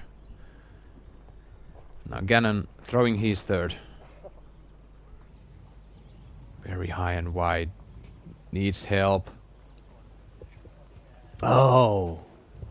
Second out of bounds for Gannon Bird. That is brutal. And think about that. He is not going to save the double bogey from there. Or, well, yeah, let's say this. If he hits the target and makes the biggest putt of this round, he's in. But if he goes for it and misses the basket, he's out of bounds again. You see how specific that entry point is. Players are not going to chance the trees on that left side over the out of bounds, so they have this little mouth that they have to get to, and it's a very subtle hyzer. Another out of bounds shot for this lead card. Excuse me, the first feature card. This reminds me a lot of that final approach to the green on 18 at Nokia at the Beast. It seems simple. It seems like you're just throwing uphill, you throw a hyzer. People just cannot get the distance right year after year after year. It's happening right here on 18. And the rain is coming back, but these players don't mind. They're practically done with their round. Paul Macbeth now throwing second, coming in hot. He gets the breaks. That is a perfect shot to the green of 18. He's looking at an easy birdie to end his unfortunately slow round. He's gonna be 2 down after day 1.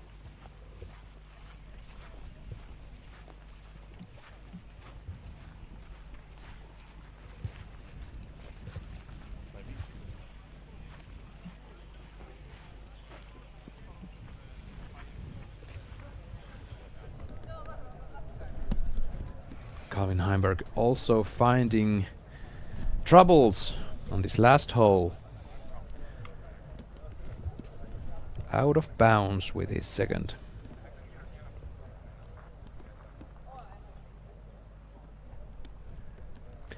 Yeah, Gannon has just clocked out. He's fine.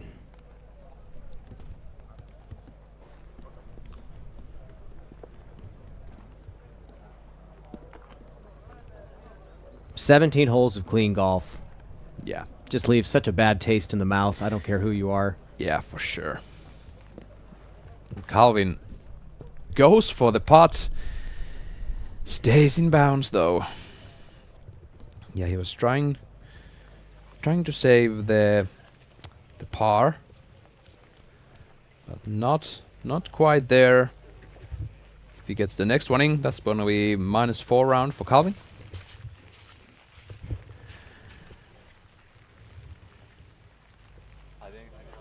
Yeah, judging these scores we've seen today, there's multiple players that are getting at least 2 of the last 3 holes done. There's also some that get all the last 3, or then 15, 16, 17. But it's a really rare sight to get all 4 of these last par 4s with a birdie. Yeah, 16 playing 5th hardest hole in the course, 18 playing 3rd hardest hole in the course. 17 actually playing as the easiest. That makes sense. Speaking of bad taste in the mouth, what a rough finish for Calvin. Yeah, just an awful putt in the rain. About 7 meters, a bit uphill to the raised basket on the tractor. Not getting there. Calvin Heimberg with a solid round up until this moment. He's gonna take a double bogey and end up 3 down through the day. And here's Eetu Tuominen now after 2 solid shots, but then 1 out of bounds on the green. He's putting for par to stay -1. He's under par for the day. Good on him. Seriously, great to watch him fight. Great to watch him show some grit late in the round. I know it's very easy to just give up when things aren't going your way. But to become a great player, you have to squeeze every little bit out of the round that you can. Now Gannon Burr for double. Look at that flag, Brian. He's got to watch his angle. He putts on a little bit of hyzer. This is blowing left to right. It's got to be firm. And it is. Gannon Burr will be 6 down through day number 1. And the solo first place will be, of course, held by the only player on the field getting to double digits. It's Adam Hammes.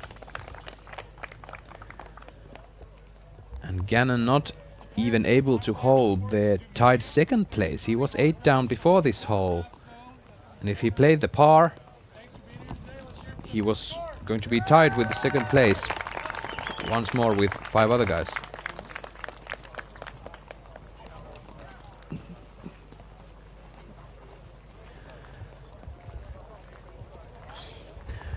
Well, Brian, we will have a lot to talk about this round. Some interesting things happening, people having great rounds, and then some big-time players having bad rounds, and even worse than that.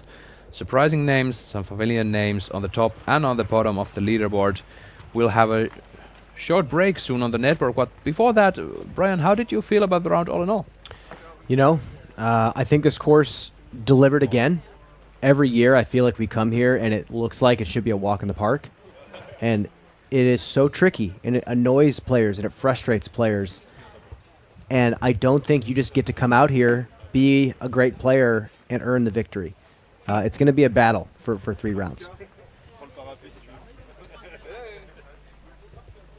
Conditions can change in an instant, as we are very close to the big ocean just behind those couple of mountains there. The temperatures can drop because of those winds and the rain coming down suddenly.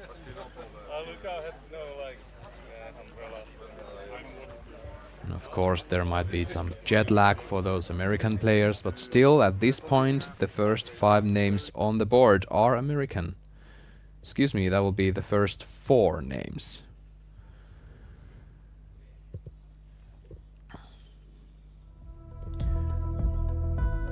There it is. We will have a short break, and after that we have the after show. We're going to talk more about this round with Brian Aderhold, with me, Ezra Aderhold, in the studio for PCS Open 2025. We'll see you soon.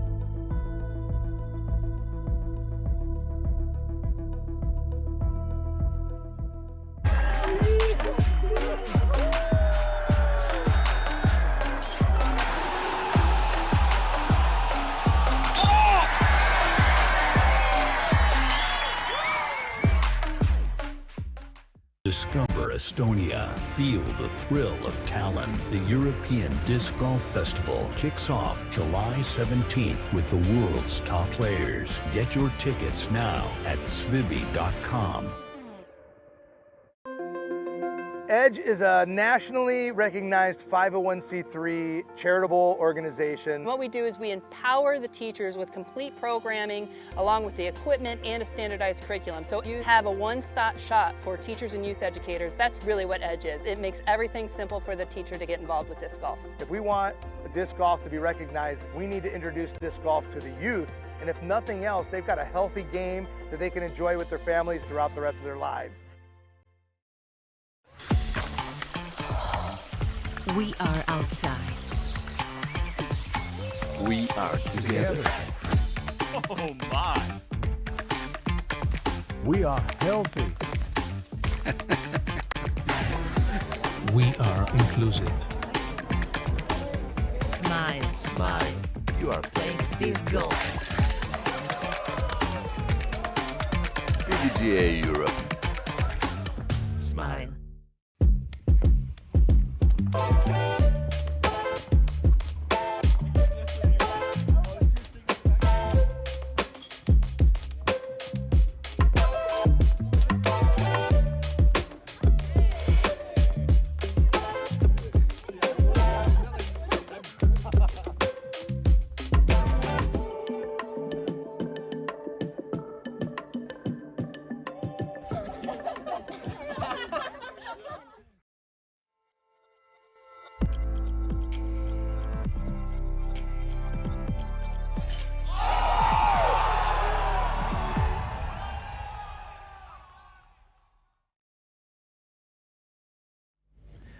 And welcome to the booth once again. Esa-Pekka Tupala here, Brian Aderhold.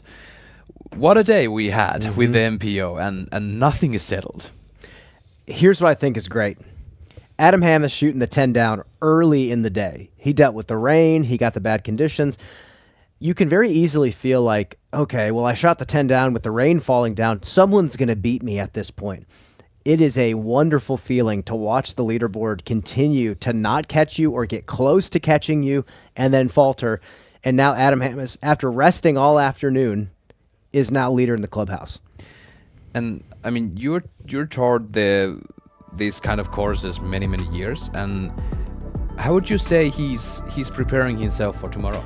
So Adam Hammes is from Wisconsin, and personally, I think there's a lot of courses like this in Wisconsin. Maybe not the exact same terrain, but tricky, annoying, technical woods courses. We just saw Roland Ridge back in Wisconsin and Manitowoc. That was the first time I ever played with Adam Hammes, and he shredded the course as a 17-year-old. So he's very familiar with these types of courses where you have to kind of pull off the throttle a bit and play strategic. I actually think that's one of his strengths that he has. I hope he can keep the focus. I hope the putter stays hot. He's one of those streaky players, but he's one of the few guys that has the X factor to win championships. He's a multi-time Disc Golf Pro Tour winner. He had 10 circle 1 putts today and he made every single one of them. He had 2 circle 2 putts. He didn't make those today. But if he wants to take this tournament down, he's going to need a couple of circle 2 putts. You are not always going to get to the circle 1. Yes, and especially if the wind starts to pick up. We saw how tricky this course played today with barely any wind until the very end. When the wind starts to seep through the trees in some of those more wooded holes, players can lose their minds, and we see it all the time. Adam has to make that the biggest priority, is to realize, you know what, wind picks up, I don't need to shoot 10 down. I can try, but it's okay if I don't. Well, then we have a couple of other familiar names in the lead card. We have Aaron Gosic, Casey White, Ezra Aderhold. We were just talking about this prior to that hole 17, I feel like. 4 very different players from each other. Mm-hmm. It's going to be one fantastic second day with the lead card. And then we have quite more international chase card. We have Oiva Päivänsalo and Jesse Nieminen from Finland. We have Oiva being -8, Jesse being -7. Then we have Emil Karlsson from Sweden, and then Ezra Robinson bring that American color to the chase card. Well, when we zoom into the lead card, what we have tomorrow, I want to talk about Aaron Gosic. Earlier this year, there was a lot of hype built up about Aaron, and the year didn't start very great for him. He went home for a little bit, went back to Colorado, took the preserve off, came back to Des Moines, and played fantastic again. And I think that little bit of rest before playing that one tournament to get over to Europe, start that push towards the majors, I think was fantastic for him. Tour life is really hard. There's a lot of burnout that can happen, and you can start to really overthink your game when you're not playing well. On the other side of things, Casey White on the lead card, I believe Casey White will play a tournament every weekend until he dies. It seems like he can never get burnt out. He'll go play a flex start C tier if he has to, if there's no tournament that weekend. So I don't know. All these guys are getting to this place differently, and I'm excited to see all 4 of these play styles attack this course. That is so true. Then we have, of course, Ezra Aderhold, fresh with his victory, his first DGPT win, with perhaps the most emotional ending for an MPO tournament in a while. And this is a guy who has put in the real tour lifetime, and he knows exactly what it's like to not have a lot of money and be living out of your car and trying to bring everyone you can along with you. And just the storyline playing out of watching all of his fans who have been with him since the beginning, seeing him win, it was emotional for more people than just him. And his hard work is paying off clearly. He's playing consistently well this year. What I'm excited about is all the way down this chase card, they're going to wake up tomorrow and go, I'm the champion. And I cannot wait to see all of them try to push again. Yeah. Oiva Päivänsalo being like, I can't be the junior European champion, so let's just be the champion of the PCS. How about it? Well, there is actually that specific time in the evening that we are going to have to pick one shot. That's going to be the OTB shot of today. And I expect you have multiple options in your mind right now. I don't know which one is going to be it this time. Can I pick Kristen's forehand from the morning? That's the one that's still sticking out to me. I'm picking Evelina Salonen tee of 12 at the European Disc Golf Championship last weekend. I have no clue. I really feel for Paul Macbeth that big time putt on hole 2, was it? Yes, I also think Gannon's flick, the giant flex forehand on 9, but are they going to show us a drone flyover on the shot there? So then Joona Heinonen tee of 1. I'm going to take Joona. Joona number 1. I'm going to take him. Yeah. Let's see. OTP shot of today. Please, the guys in the studio, give us a great shot for this final segment of the stream.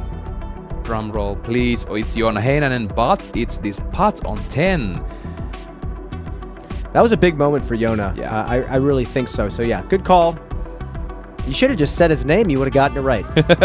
All good. Well, thank you, Brian, for joining me once again on this European stretch. We're going to have so much fun together. We have 2 more days of PCS Open going on. We have the Masters World Championships going on the other side of the pond.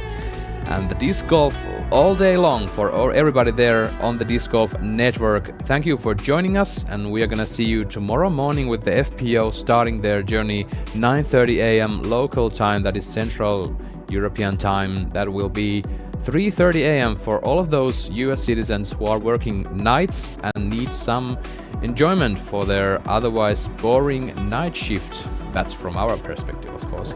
The MPO will start their journey 3 p.m. local time. That's going to be 9 a.m. US Eastern. Thanks everybody for joining the stream on the Disc Golf Network, and we'll see you tomorrow.